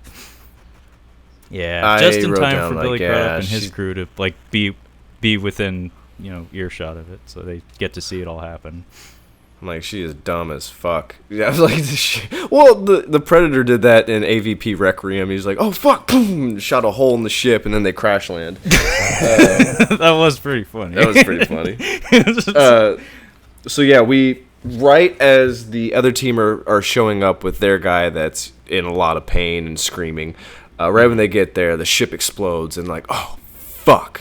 Like, it's actually, I didn't realize this in the beginning. Daniels is scrambling to go see her, or to see James Franco burning alive. They keep holding her back. And what she does here is Billy Crudup knows his wife is on the ship that just exploded, and she's holding him down. I didn't catch this the first time. I caught it this time. Danny McBride's wife comes out on fire and just collapses in front of the ship. Apparently, all the husbands and wives in this movie die via fire. Yeah, it's not great. Because Ferris also blew up, too. She tackles Billy Crudup and is like, stay down. Like, I know, your wife's in there, but there is not a thing you can do about it. And then, without skipping a beat, the other guy has some intestinal issues, and he pukes up a little alien. And this was done practically. You can tell, because it's very obviously a puppet man. But it's less impressive, unfortunately. The backburster is quite spectacular. This one, it's kind of icky, because he like this embryonic sac thing just like goes out his mouth, and then slumps off over to, like on his side, and sure enough, little alien comes out, and it gets up and just like runs into the long grass, because we're in the long grass and we're fighting critters, and I couldn't help but think of the Lost World. I have Burnt Alive, Mouthburster. This is a brutal sequence of events. Yeah, a little bit. We have a little skirmish with these critters. There are some like matured ones that are quite a bit larger. They're like cougar sized, I guess. They're making runs at our guys who are in the long grass. One guy gets his jaw ripped off. It is awesome. I was like, oh fuck! I wrote it down. I'm like, mouth slap death, because it just goes off, and he's done. I don't think that would kill you outright, but he would bleed to death, I'm sure. In the words of Major Payne, if he's in there, he ain't happy. Thank you. I use that quote quite a bit, actually. If he's in there, that's like the only thing I remember from that movie. And then other important thing is Walter loses his hand because he punches one of these critters in the mouth. Yeah. And apparently it has some sort of acid in there, because his wrist comes out. His hand does not. And he looks at it like the T-1000 being frozen in nitroglycerin. He's like, oh. Or not nitroglycerin, liquid nitrogen, sorry. And he's just like looking at it for a second. Meanwhile, while shit's hitting a fan, they overhear somebody saying that there's a hurricane-sized storm down there that's coming in, and it's keeping the mothership from going down. The mothership can't go down, and it's messing up their communication. So while everybody's getting all fucked up, the Deus Ex Machina comes in, or it seems like he's that, but he's really not. One of the female soldiers in our group, character's name's Rosenthal, or Rosie. She's Jewish, apparently, because I saw a Star of David around her neck. Oh. More religious stuff. She's getting jumped by one of these things, and it's like putting little Oh. holes in her forearm. It's pretty nasty. I'm sorry. Much like the Jewish soldier in Saving Private Ryan, Yeah. she has the worst death in this movie. She really does, and it's actually kind of funny. Ridley Scott had some stuff to say about it. But we'll He get to did? that. Okay. Yeah. So she's getting beat on by this critter, and then a flare goes up in the air, and all the critters scatter. And yeah, like you said, we get our Deus Ex Machina rescue. And I wrote down 3 different examples that came to mind that this reminded me of. It's like, A, Ben Kenobi saving Luke Skywalker from the Sand People. Correct. B, Tommy Tomasino saving Alan Grant from the Spinosaurus. Ooh, Or yeah. the Raptors, rather. And then C, Khan from Star Trek Into Darkness saving our crew from the Klingons. Okay. Some cloaked individual running in to save the day. Anyway, turns out that it's David. We don't learn that just yet, but it's a cloaked man with a flare gun who says, "Follow me!" Yeah. And everybody's open to suggestion at this point, because it doesn't look like we're going to survive the night this way. So everybody just follows him blindly through the long grass, and he takes them to a goddamn city. It is a giant city mass grave. I have here Daniels is better under pressure than Billy. This is where I'm not sure what happens, but we're starting to see that Daniels is a little bit better under pressure, and she's starting to sober up from whatever grieving process she was going through at the time. He freezes. Yeah, that's what it is. He freezes, and he's just kind of squatting in the grass, and she says, "We have to go." Well, to go. it's kind of a swap, because this is exactly what he did to her. Was he's like, listen, like, I know you guys want, like, we got to get shit done. It's kind of the same thing. So yeah, we get a giant city mass grave. David explains the movie Prometheus. Yeah. And I've written down, and I text you this while I was watching it. I'm like, David's character is so much creepier this second time when you know like what he is. Just little things that I caught on. They're like, he asked them like, so what are you guys even doing out here? And it's like, we're a colony transport. We're going to be colonizing another planet. And he's like, how many passengers? Immediately, like you can just see he's like he doesn't light up, but you can tell in his eyes he's like, oh, how many passengers you got? Ooh, do tell. And then from that second, you're like, he's a villain.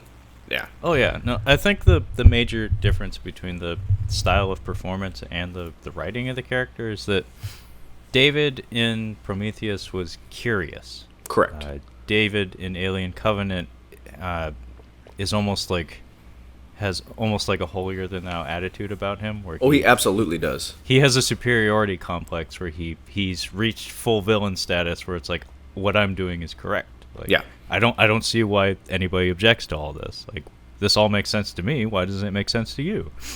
So they're trying to communicate with the mothership, and the storm's so really, really bad, and David even says to the guys trying to set up like a communication thing, he's like, yeah, they're like, how long does this last? And he's like, oh, you're not going to get any signal. Then the rain could last days, weeks, months. I'm like, yeah, he's very cavalier about it. He's just like, yep, you guys are probably fucked, but by all means, keep trying. Yeah.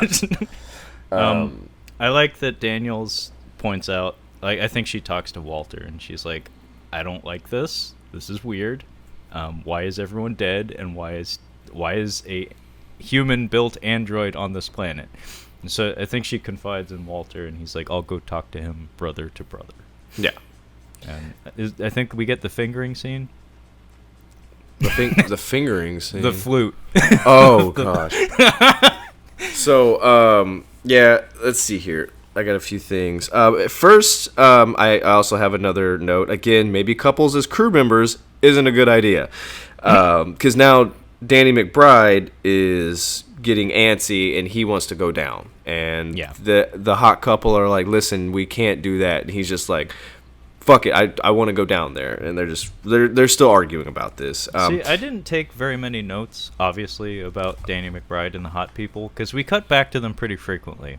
But really, all that results most of the time is Danny McBride says, I want to go lower. And and they're say, like, no. No. And he's like, but I want to. And then they do. Yeah. And then they kind of like inch their way closer to the atmosphere.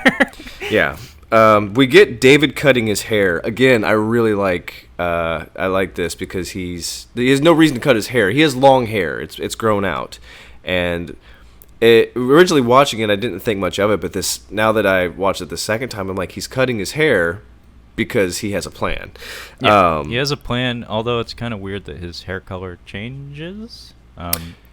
Because in Prometheus, he is a bleach blonde. At the beginning of Alien Covenant, he's Fassbender.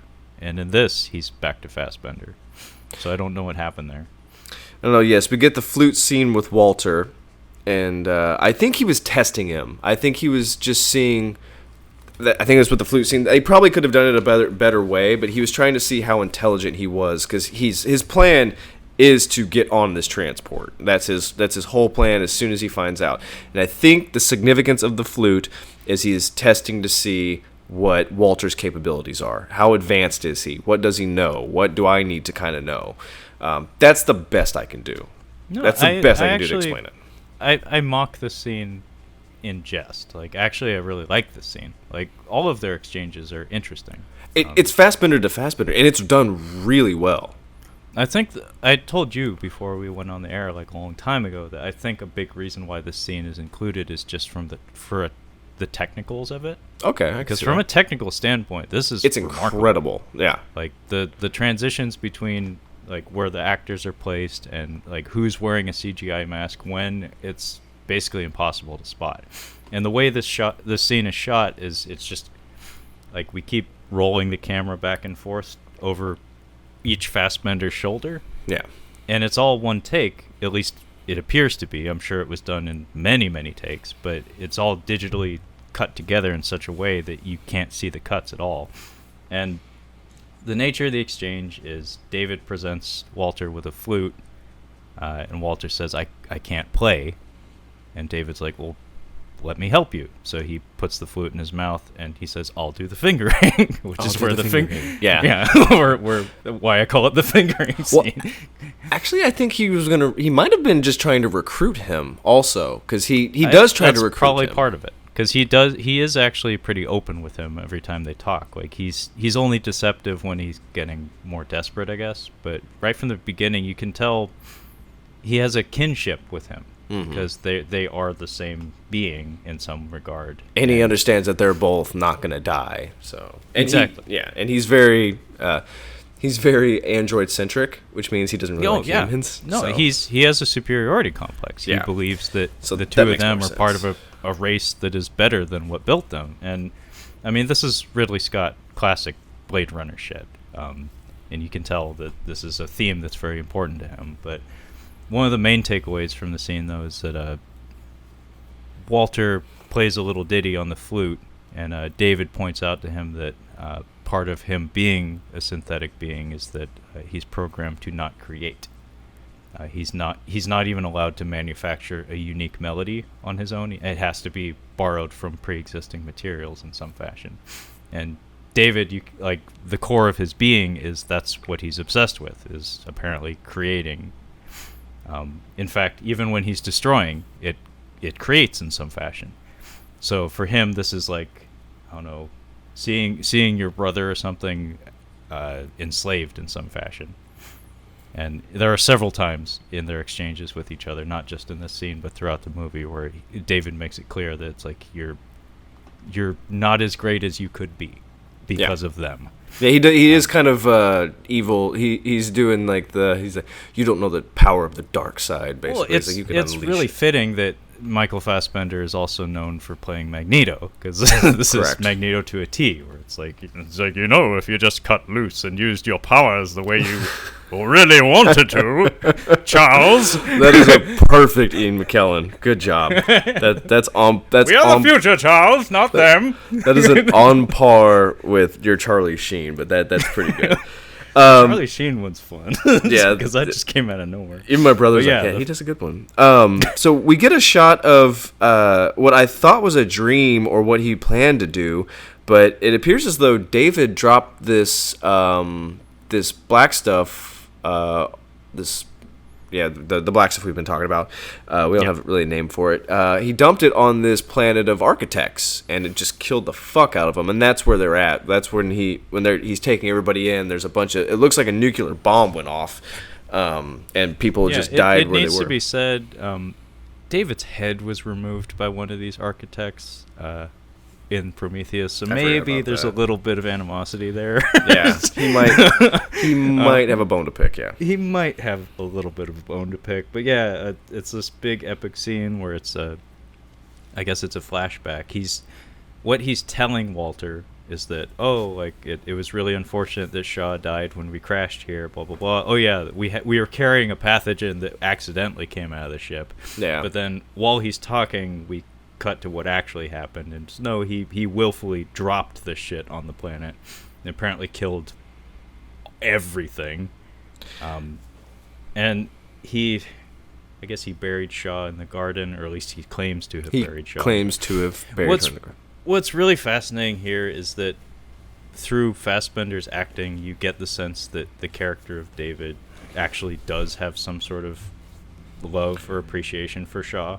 They show him crying at one point. Oh yeah, no, he cries several times. Even when he dropped the black goo, he was crying. But yeah, it's specifically in regards to Shaw, like he wrote a piece of music, an elegy for her that he plays later in the film. So, despite the fact that he's an evil prick that did some awful things to her that we'll learn about later, you do get the sense that he actually did love her in his own way. And he actually throws that at Walter and says, I think you have a thing for Daniels. He's like, what are you talking about? He's like, well, you did kind of give your hand for this lady. And he's like, it was my duty. He's like, huh? You sure about that? And meanwhile, Rosie goes to get cleaned up. Yeah. And Billy Crudup is kind of a fucking wreck at this point. Daniels tries to console him, but he's worthless. He's broken. That's a bit much. Rosie does slasher movie shit where she says, hey, I'm gonna go get cleaned up by myself in this. David refers to it as this dire necropolis. This is a dead fucking city, and there are ashen corpses everywhere. Oh yeah, and there's little alien critters crawling around outside. I would not go anywhere alone. No. And they even ask, is it safe? And he's like, absolutely. Of course it's safe.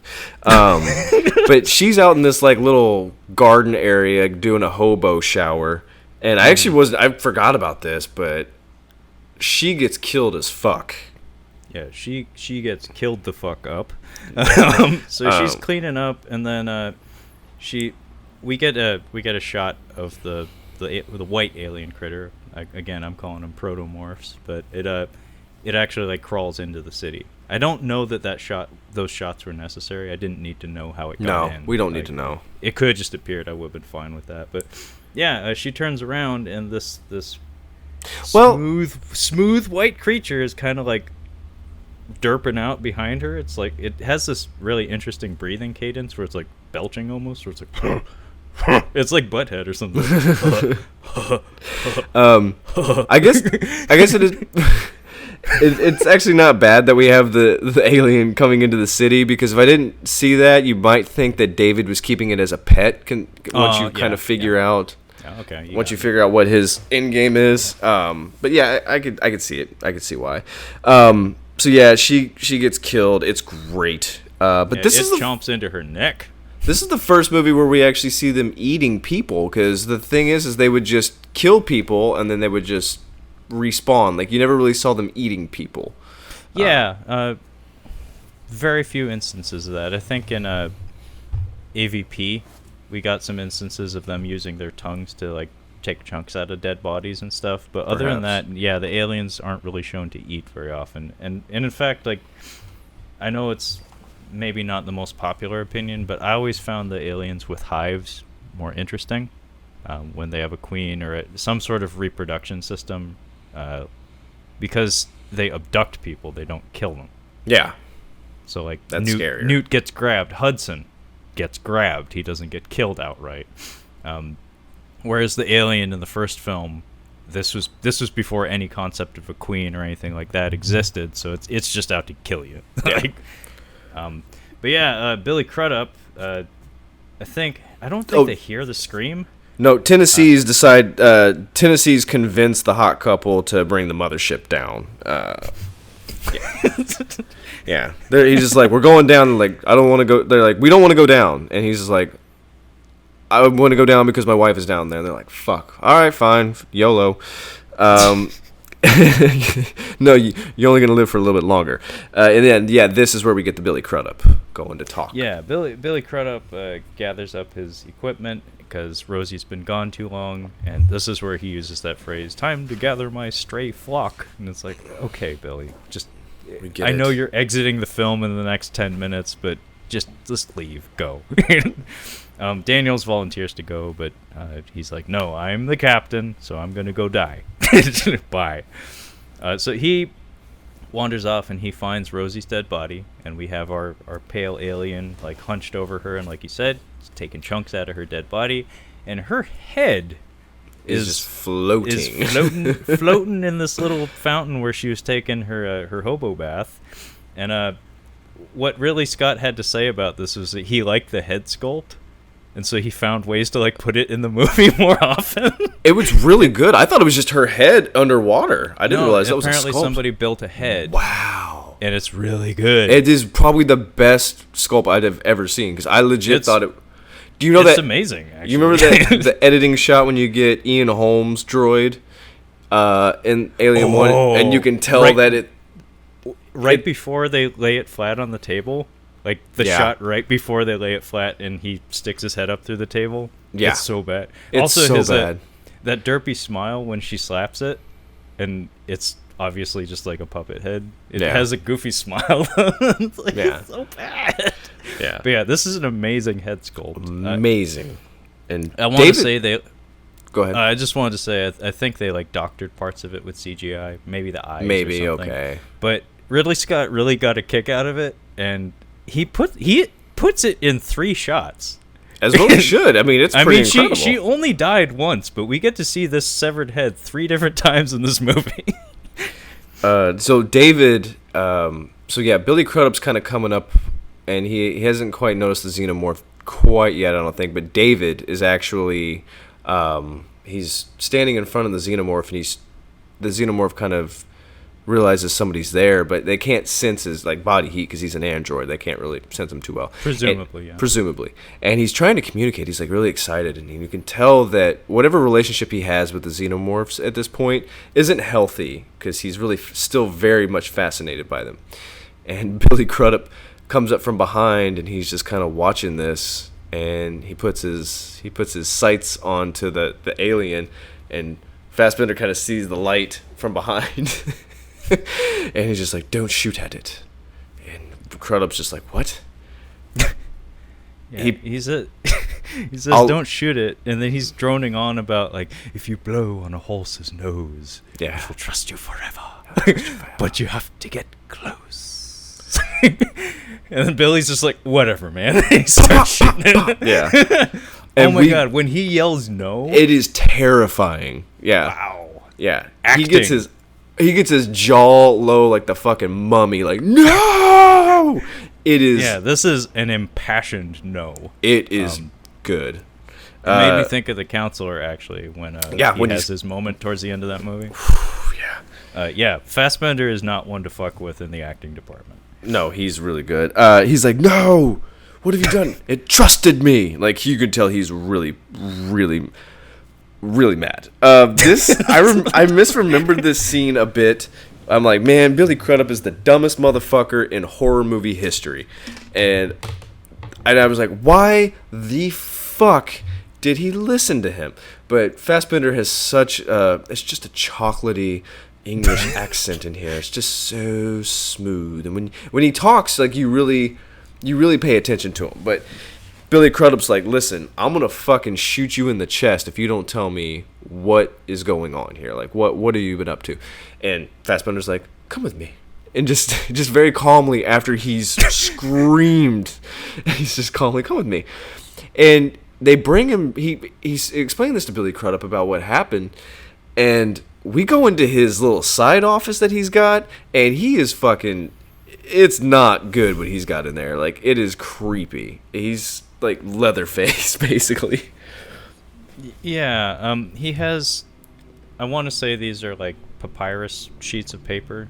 Like, I believe they are. Like, the production design in this film is quite lovely. Like, this this laboratory that he has, it looks like almost like a cave. It's like hollowed out sections, and all the instruments in there have this like simultaneously like old fashioned and like Thor science kind of look to it, where it's like it's probably too complicated for me to understand, but we're still using like papyrus paper. So he has a bunch of anatomical drawings laid out everywhere, a whole bunch of bugs on pins. He has what looks like a skinless preserved human being standing in the corner. It's got all sorts of vials. It's a mad scientist library. It's very Dr. Frankenstein-esque. And he starts speechifying about the black goo, and he's like, oh, so this black goo stuff that me and Shaw had, it can do anything. And he shows us some props that I was more confused by than enlightened by. Apparently the black goo produced some like mosquito critters or something that were used to spread the pathogen somehow. He has one of those like sandwiched between two plates of glass. And then he has a little gallery that it was kind of reminiscent of Alien Resurrection, where it's a bunch of like preserved heads of xenomorph-esque creatures. He calls it his bestiary, although he's Fassbender, so he says bestiary. And then he's like, oh, hey, come on back behind this curtain. I got some real cool stuff to show you. So he takes him into a back room, a very dimly lit back room, and we get our classic alien eggs. And they're just in a cave in the back of his lab. And he just casually walks down the steps in there, and he's like, hey, Billy Crudup, come over here. And he complies. He's like, hey, you should like stick your head right over that egg thing. It's like, you'll be totally safe, I promise. He's like, and he is does. it safe? Perfectly. Yeah. Yeah, he actually asks, like, is it safe? And he's like, I think so, sure. He's like, perfectly, yes. And sure enough, he does, and he gets the John Hurt treatment. Yep, he gets in the fucking face.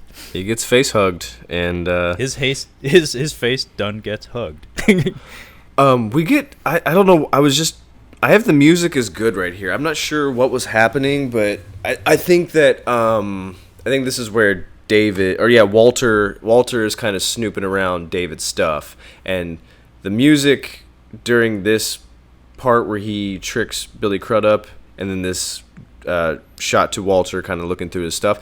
I really like the music that was happening through here. It was kind of piano-y. I think it kind of reminded me of Hannibal a little bit. Yeah, there are several good melodies in this movie, and in particular, there's a few pieces of music that play over really long sections of the movie that are really effective. Like, basically from the moment Danny McBride starts to head down to the planet and when they leave the planet, there's just this long piece of music that plays that's very similar to the backburster sequence, like really effective stuff. This is where Walter and David have their exchange, and this is the long one. This is the long, like, you could be great, you could be awesome. He finds Shaw's body. He sees that she was used as part of an experiment, and also learned that David has lied. And this is a pretty creepy turn for him. We already established that he's evil, but now we're like, okay, he's really lost his goddamn mind. And he has some nice. I think he quotes a poem around this time. I had to look it up.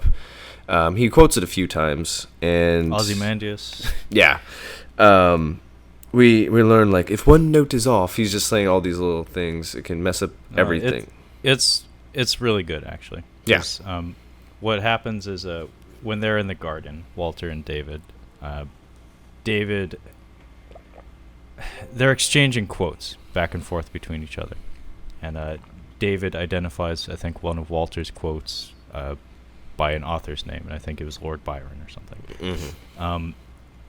Walter doesn't say anything in the moment, but during this exchange, a little later in the film, he throws it back at David and says, "You were wrong. Like, you're an android and you got it wrong." He asks him, he's like, "Who wrote that?" And he tells him, and he's like, "No, it was somebody else that wrote it." And yeah, like you said, the quote that Walter throws at him is, "When one note is off, it eventually destroys the entire symphony." Yeah, and it's pretty it's pretty cool stuff where it's like, ooh. Basically, he's telling him that it's like, as brilliant as you are, there's something wrong with you. Like you're imperfect, but like a human or something. Yeah. You're fallible. And when Walter first walked into the room is when David is playing his flute, and it's this really beautiful piece of music that he, like I said, he wrote it for Shaw. Yeah. It's an elegy, so something in remembrance of her. By the way, he vivisected Shaw. Yeah. He opened her chest cavity and explored. Yeah. He did awful things to her. I have not seen it, but I know similar to Blade Runner 2049, which was not a Ridley Scott movie, but similar to this movie, I know they released like a promotional video like outside of this movie that actually featured Noomi Rapace and Michael Fassbender as their characters, like doing a scene that took place before this movie. Whoa. I'm very curious to see what happens in that scene. I'm going to look that up as soon as we get done. It's not part of the movie proper, but apparently it's the two of them having some sort of exchange. You haven't seen 2049? Is that what you said? I have. No, I have. I thought you said you hadn't seen 2049. All I was saying is 2049, they made some short films to promote it. You don't need to. No, apparently there's like a Japanese animated short and I think a live action one also. So those stories that they use to promote the film aren't part of the film proper. Like it's not something that you would do a director's cut and like splice those in. But they're actually stories that do affect the core story, which is really fascinating. But yeah, Walter and David have this exchange, and at some point David makes use of the term a perfect organism, and I couldn't help but raise my eyebrow to that, because as cool as the xenomorph is, it is imperfect as all hell. Yeah. like it has some serious flaws, especially when it comes to reproduction. And then most dramatic line here though is, "No one will ever love you like I do," and then he kisses Walter. I like he kisses him on the mouth. What I didn't write it down in time is like, "No one understands the lonely something of my creation." I don't know what it was. It was a nice little line. There's lots of good little lines. There's a lot of good lines in here, yeah. All delivered by Fassbender for the most part. And then, long story short, conversation comes to an end when, after he kisses Walter, he stabs him in the neck with a flute. Yeah, and he collapses in a heap. He calls him a bitch or something. Like, he says, "You're such a disappointment to me." Such a disappointment. And from a character standpoint, it makes perfect sense. It's like this is a person, another synthetic human who he should be best buds with. They should see eye to eye on everything. But he views Walter as a company man. Yeah, he's a tool. Yeah. But the idea is Walter on paper is technically more advanced than him, but because he lacks the creativity and the idiosyncrasies that David possesses, he's a failure in David's eyes. Because David can reason like a human, good or bad. Exactly. He can reason like a human. So yeah, we get back to some face hugging. Billy Crudup. He's throwing rocks at him. He's just like tossing rocks. He's throwing little pebbles at him. Such a dick move. He's tossing rocks. He's just waiting for him to wake up. And this is where he's quoting the. Oh, we see that Walter's wound is actually starting to close up. You're like, oh shit, Walter can heal himself. Interesting. He wakes up Billy Crudup. He's dropping some poetry on him, and Billy Crudup, if you've seen an Alien movie, you know what happens next. He gets chest bursted, and this one pops out, and it kind of we get a shot where it pops out and just kind of lingers in his stomach for a minute, and Fassbender kind of like makes a move with his hands, and the xenomorph kind of follows. So he's like, "Ooh, nice! I got it listening to me now." He's like, yeah. So this scene is really interesting. It's only a couple seconds long, but there's a lot going on here. So we see the music too. This is meant to be like a joyous moment from David's perspective, as opposed to a horrific one from the audience perspective. So there's like a little bit of a choir going, and then David stands up and he reaches out his arms, and like you said, the alien does the same. This is where things get really strange, because some stuff happens between this and Alien that we're not privy to. Because obviously, very obviously, this alien species differs from the one we got in 1979. Because that one did not have legs, and if it did, they were very short, and it moved like a worm, basically. We just didn't see it. Yeah, the chest burster moved like a snake or a worm. Whereas this one comes out, and it has the anatomy of a human. It has long legs, it has long limbs, and it has like semi-translucent skin. It has skin. So it's an interesting design choice because we get this dramatic moment where it like outstretches its arms, and we get to see this like it's like, oh, my baby boy. But at the same time, it differs so radically from what we're used to that's like, hang on, is this supposed to be the same thing, or is it something else? So maybe it went through some mutations down the road or something. I don't know. Anyway. At this point, I think we've established radio communication with Danny McBride, and we're trying to like gather up everybody to head out to the yard so we can get pickup. So Lope, I believe that was the sergeant. I thought it was Lupe. Damian Bashir. Yeah, I think his character name was Lope.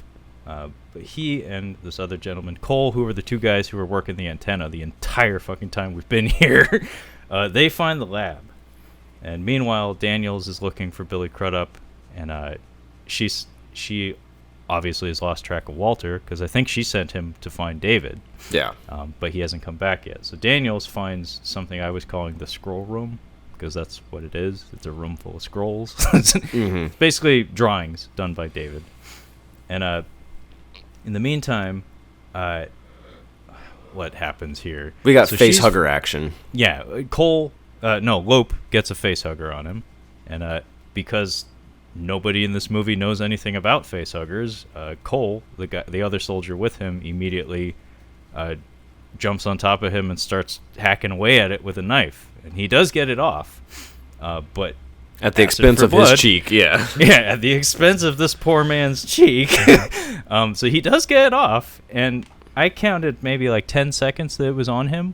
Put a pin in that, because that was curious. Okay.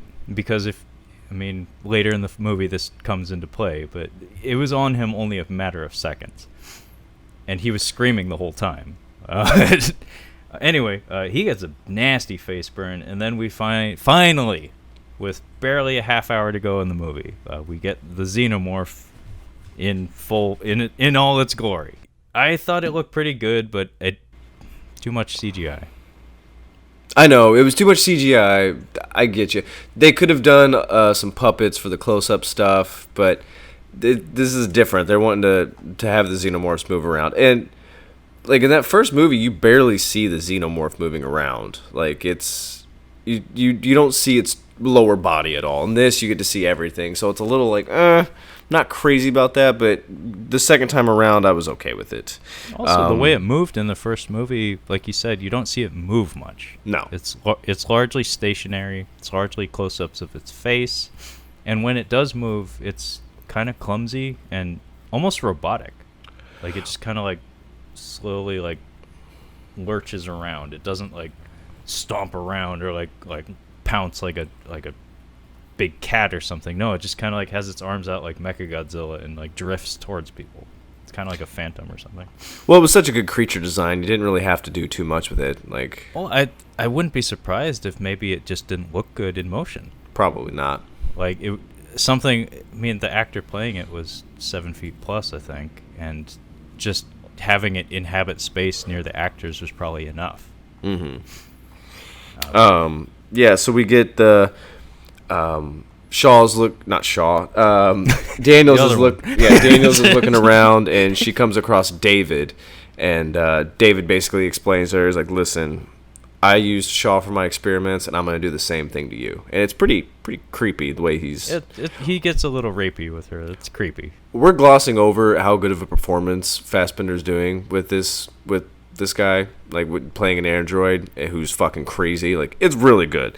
But then we get an android fight. We get David versus Walter. Yeah, I mean, on paper it's silly. Yeah. I mean, it's Fassbender on Fassbender violence, and like the moves that they do on each other are very heavily choreographed because they're both supposed to be like better than human. But just the novelty of seeing Fassbender beat himself up is pretty great. They do some pretty cool moves here. Walter explains that like he's an improved model, so the idea here is like in direct combat he probably should win this one, and it looks like he's about to because he beats the shit out of David and is like bashing his face in with a rock. And I think the last line we get before we cut away from this is David asks him, and I love the distortion they put on his voice because it's almost exactly the same as Ian Holm. Correct. It's lovely. I love that callback. And he asks him like, serve in heaven or reign in hell.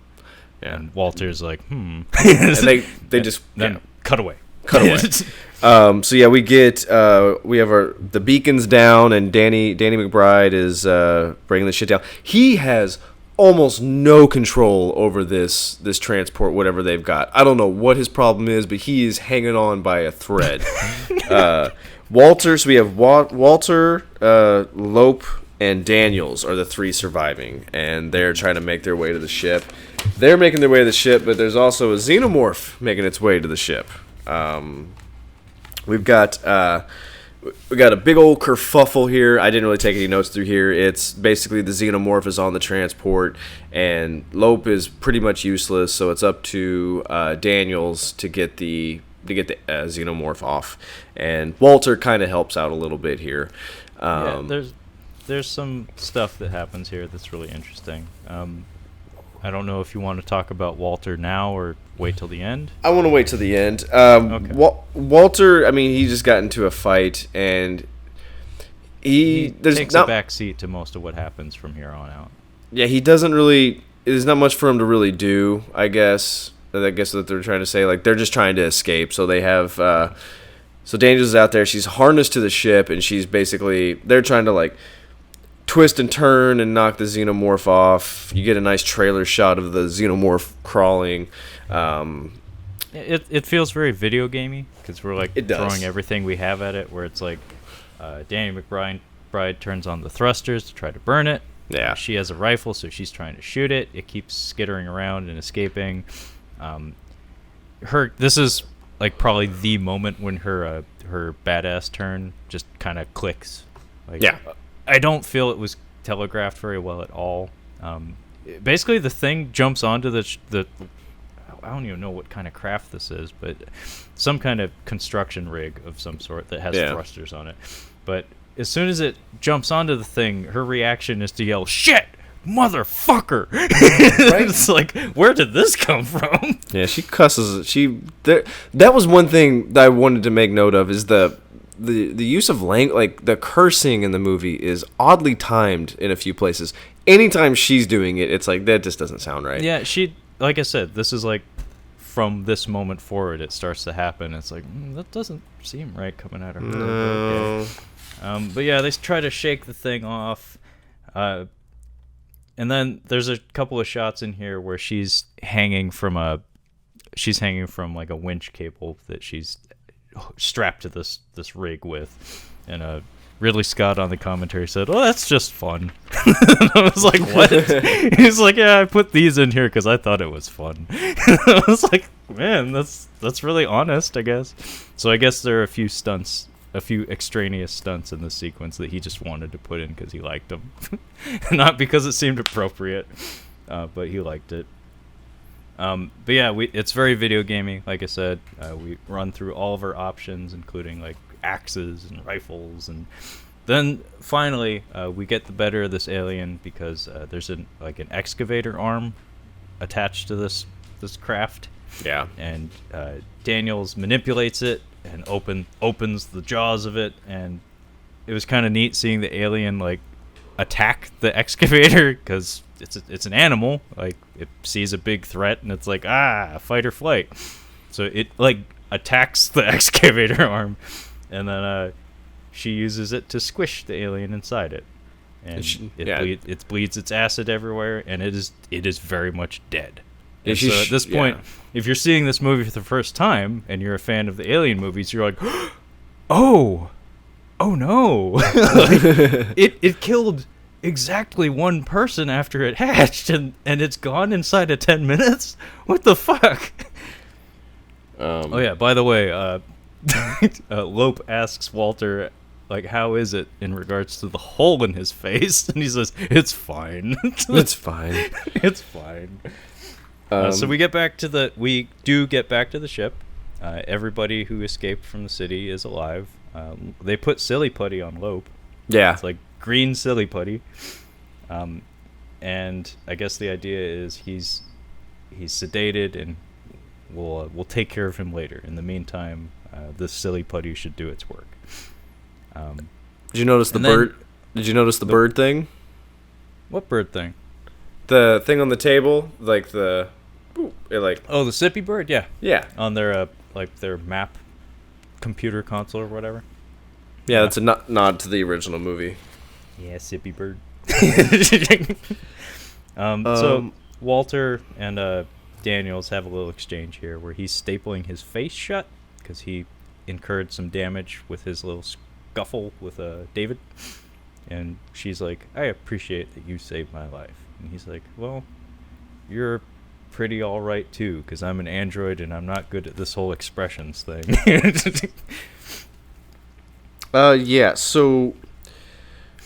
McBride comes to her little area. She's making some scrambled eggs, and he's like, do I gotta call you captain now? And she's like, fuck yes you do. I'm like, okay, there's her other curse word. Mm-hmm. But I yeah, did like that they hugged right after that, like, because I mean, over the course of the story, they've both lost their significant others, and it felt like a thing that needed to happen. Yeah. Where it's like, yeah, she's putting up this bravado of being like, yeah, fuck yes, I'm the captain. Then she's like, hold me, and he's like, oh, me too. When I was watching it this time, I was like, man, I wonder if he's like, I knew he wasn't going to. I'm like, it'd really be stupid if he tried to hit on her right now. Try to angle that. He's like, so I know, like, James Franco just burst into flames like the other day, but do I got a shot here? So we get to she gets woken up. I guess everybody goes to sleep. So Danny McBride has a throwaway line here that's actually kind of important. He says that now that we're all back on the ship, Mother is kind of fucked. Our computer system that runs the whole fucking ship. I guess being too close to the storm the atmospheric storm messed with our computer system. So he put Mother on diagnostic. And he's like, oh, she'll be offline for a while, but we should get some rest in the meantime. So the idea here is that some time passed where this computer system was off. And now it's back. And it's saying, hey, Cap, you better wake up. Some shit's going down. Because there's a foreign entity on board. Some sort of alien organism is on the ship. I wonder what kind of organism. Yeah, I wonder. And then we cut to the shot that bothers me. And this is something that really bothered me about this movie, even though it's like 0.01% of the movie. As soon as she gets out of bed, we get a shot of her running down the hallway and Danny McBride standing in the foreground, and he just holds out a gun and she snatches it. And I was like, you are killing any semblance of tension in your film by having your characters constantly armed, and like not only armed, but in groups. Like, I don't think this alien ever encounters someone one-on-one. Well, not ever. In Alien, Sigourney Weaver splits up with Yaphet Kotto and the other lady. I can't think of her name. They actually split up. Like, they have to go get some tanks and stuff. They both don't make it, and she's off by herself. Yeah. Well, they had a plan. Yeah, they had a plan. No, they had a plan, and the only way to do it was to split up like that. And I mean, yeah, it really bothered me in this film in particular that this alien never gets one-on-one time with anyone in its entire half hour of screen time, if that. Yeah. But yeah, they are armed up and they're gonna go deal with this shit. And what happens here is they navigate to the medical bay, and then through the glass door they see that, oh hey, Lope, his chest exploded and there's blood everywhere. So the characters and the audience know what's up at this point.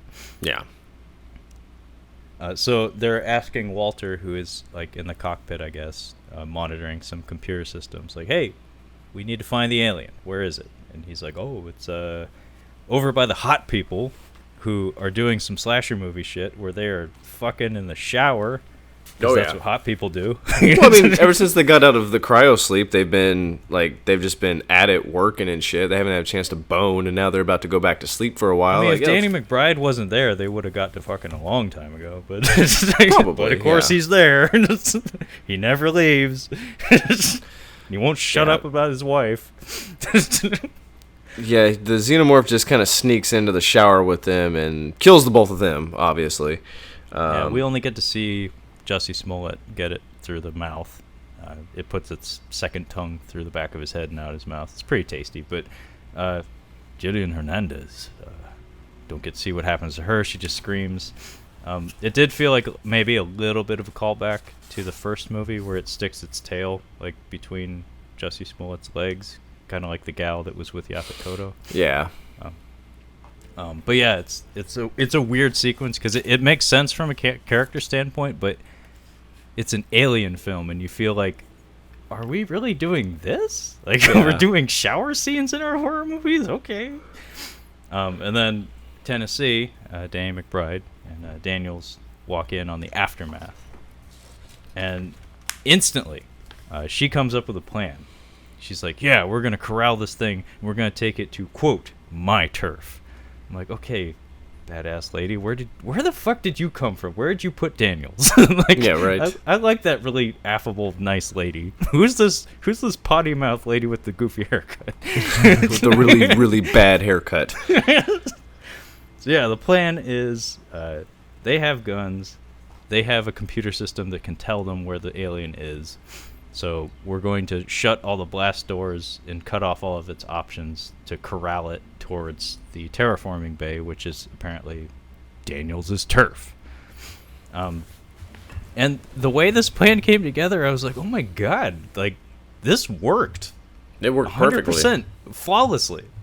Like, that's so unusual in these kinds of movies. Like, usually things go to shit. Like, in Aliens, every plan they have goes to shit. Correct. And then they have to like improvise on the fly to make it work. But in this one, it's like, no, it just kind of worked. Oh, it worked perfectly. Yeah. Oh yeah, and Daniels lets loose a "let's kill this fucker," which I got you, you son of a bitch. She just has a million of these, like left and right. She keeps throwing them out there. Like she's just too friendly to pull off these lines. Like she's too nice looking. I'm like, I'm not buying it. It's not even that I don't buy it. It's just I don't. From what we knew about the character beforehand, it just doesn't quite feel like we're there, you know? Yeah. Like, I didn't see the transformation happen. It just kind of happened. But yeah, Kyle, you want to fill us in on what the plan is in the terraforming bay? So what they're going to do is they're going to sacrifice one of the big rigs. They're going to clamp it, because that's how they killed the last one. They're going to clamp it in there, and they're just going to shoot this thing into space with the big Tonka truck. So they have Walter. They have him like, hey, we need you to open up these doors as we're going to make it go this way. And he's doing it perfectly. They get in their suits and they go get set up in the hangar bay, and they're like, all right, let it through. And thing comes in, and she makes noise, and they got xenomorphs running around. She gets into this is like the Lost World Jurassic Park, where Ian Malcolm is, in the car. Reference. Yeah. Is in the car, trying to draw attention, and she locks it into she gets it into like a forklift or some shit like that, and they've got the doors opening. They got like some kind of magnet on their boots, like the prison in Face Off. They've got the boots holding them down, so they open up the door and they're starting to kick this thing out, but I think he gets loose out of there. They got to try to get him into something else. So big Tonka truck's going out, and I think they shoot the Tonka truck out, and he jumps off into the ship again. and they end up, or something gets stuck. We just have these problems. Some gets stuck, but he gets off of the first thing and he's jumping back on, and as the xenomorph is coming back onto the thing and is about to attack Daniels, she just kind of drops down, and Danny McBride lets this other Tonka truck go and ends up going into space. And hooray! The construction vehicle impales the alien because it can't just push it; it has to impale it. It's 2017. This is an expensive movie that needs to make its money back, so we need to get people to see it. So yeah, it gets impaled on the construction vehicle and it falls out into space because that's apparently the only way you can kill an alien. And yeah, it needs to be said, as chaotic as this scene was, the visuals of it are pretty gorgeous. Like, there's a lot of like space debris. Oh yeah. As soon as they open the bay doors, like the sound drops out a couple of times because space. Yeah. And then there's like a lot of like metallic fragments in the air that catch the light in interesting ways, and it's really cool looking. But yeah, it just works. It just came together too easily. Yeah. It's like there's zero tension. It's Well, like the zero. Well, the problem was getting off, like just getting out of there alive, but it wasn't even that big of a problem. But yeah, I mean, if you think about Alien, the end of Alien, like she's about to get into her little tube, and then the alien made its way on there. So I mean, that whole sequence is like 5 or 6 minutes. She takes care of it pretty well. She takes care of it pretty well, but the tension leading up to it, like she has to put on her spacesuit, and she's like, every move she makes, they keep cutting back to the thing. It's like, is it gonna notice me? Is it gonna notice me? And it's very quiet and creepy, and you can tell like she had a plan, but at the same time, it's like, I'm trapped not 10 feet away from this horrific thing that's killed everyone else I know on this ship. And just the way it was edited, it made it work. And in fact, like the whole time when she's running up and down the corridors, like on the Nostromo, like you almost never see the alien. Like she doesn't even know where it is half the time, but she's terrified of it. Because she knows, as soon, like, she has this little flamethrower thing, but up until this point, it's like, I don't think it's ever shown to be effective against it. No. So yeah, Danny McBride goes to his little sleepy pod, and looks like Walter's going to be taking over the ship, and they're about to put Daniels in there. And I love this line that he gives. It's kind of a little bit of duality in it. He's like, "You're next, Captain." Like it's like it's nice. So she gets put in there. She's like, "Good night, Walter." And she's got her little suit on. She's like, now she's like let her guard down. She's able to relax. And we get. I love this. I remember this is what got me the first time I watched it, because it has a legit horror movie ending. And we get the. Are we gonna? She's like, so we're gonna build that. We're actually gonna get to build that cabin on the next planet. And Walter kind of looks at her like, what? And she realizes that it's not Walter, it's David. And yeah, and he's bum, bum. Yeah, it's pretty bitchin'. And I like what he does afterwards. He's like, play me some music. What would you like? He's like, oh, something Valhalla, with the gods enter the garden, or something like that. I actually put in my notes here. Of course, they have him speak a bit of German because Fassbender. It's perfect. Yeah. Das Rheingold.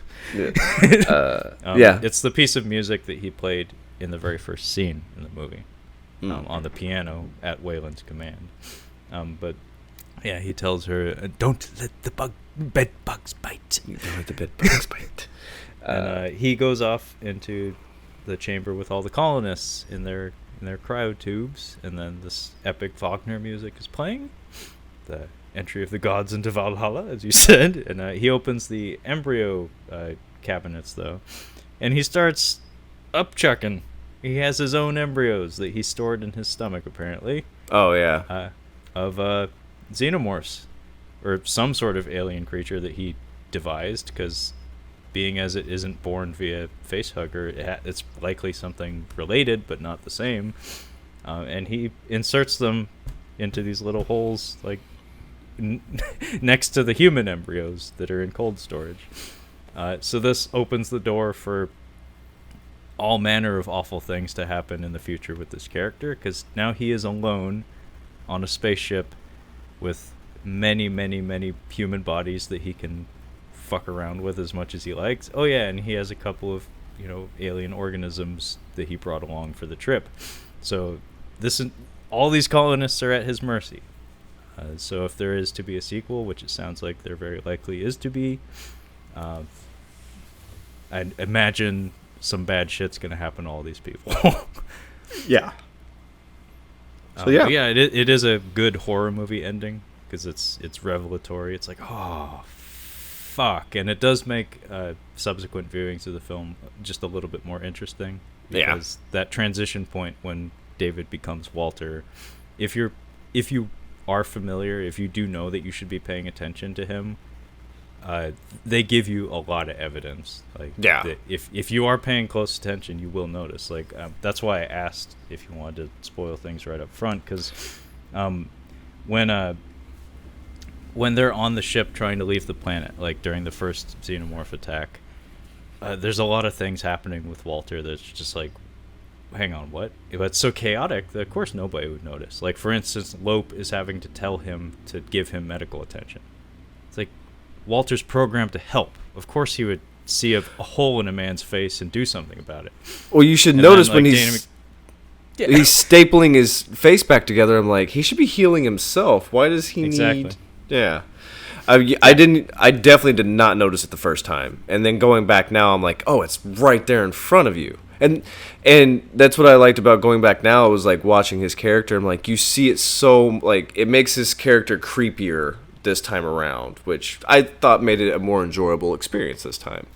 And the most obvious tells are, like, there's a scene where the xenomorph on the Covenant takes out a security camera, and Walter/David is watching it happen, and his reaction is to react. Like, he has a dramatic reaction to it, and it's like, what we know of Walter suggests he wouldn't be shocked by that. He'd just be like, okay, that happened. But David is more expressive, and even like little things, like I think Walter's capable of smiling. Like, they have a crew photo together where he has a bit of a smile, but like when he's patching up his face and Daniels offers to help, he does give like a smile. It's like, it's like he's a little too appreciative. Yeah. But yeah, that was Alien Covenant. I don't think it's a bad movie. It's just, to me, it's like, I don't know what this contributed to the Alien series. And as a follow-up to the David story, it's very good. Yeah. Like, there's some good fast bending in this movie. Yeah. But in terms of like alien movie stuff, it feels like they do a disservice to the iconography of the creature in a lot of ways. It doesn't really contribute anything. I feel like it mucks things up a bit, asks more questions than it answers. But I don't know how you said your second viewing of it was much better than the first. Yeah, the first viewing I was just like, I didn't really care for it too much. I appreciated it much more going back this time. I'll probably rewatch it eventually. I would definitely include it. Like, if I was watching all the Alien movies, I wouldn't like skip it or anything. I think it held up better than I thought it would. Well, I'm glad we got to talk about this one, because I know this one's been on the table pretty much since we started doing these. But, yeah. That being said, thank you for joining us as we caught up on cinema. Yeah. Tune in next time.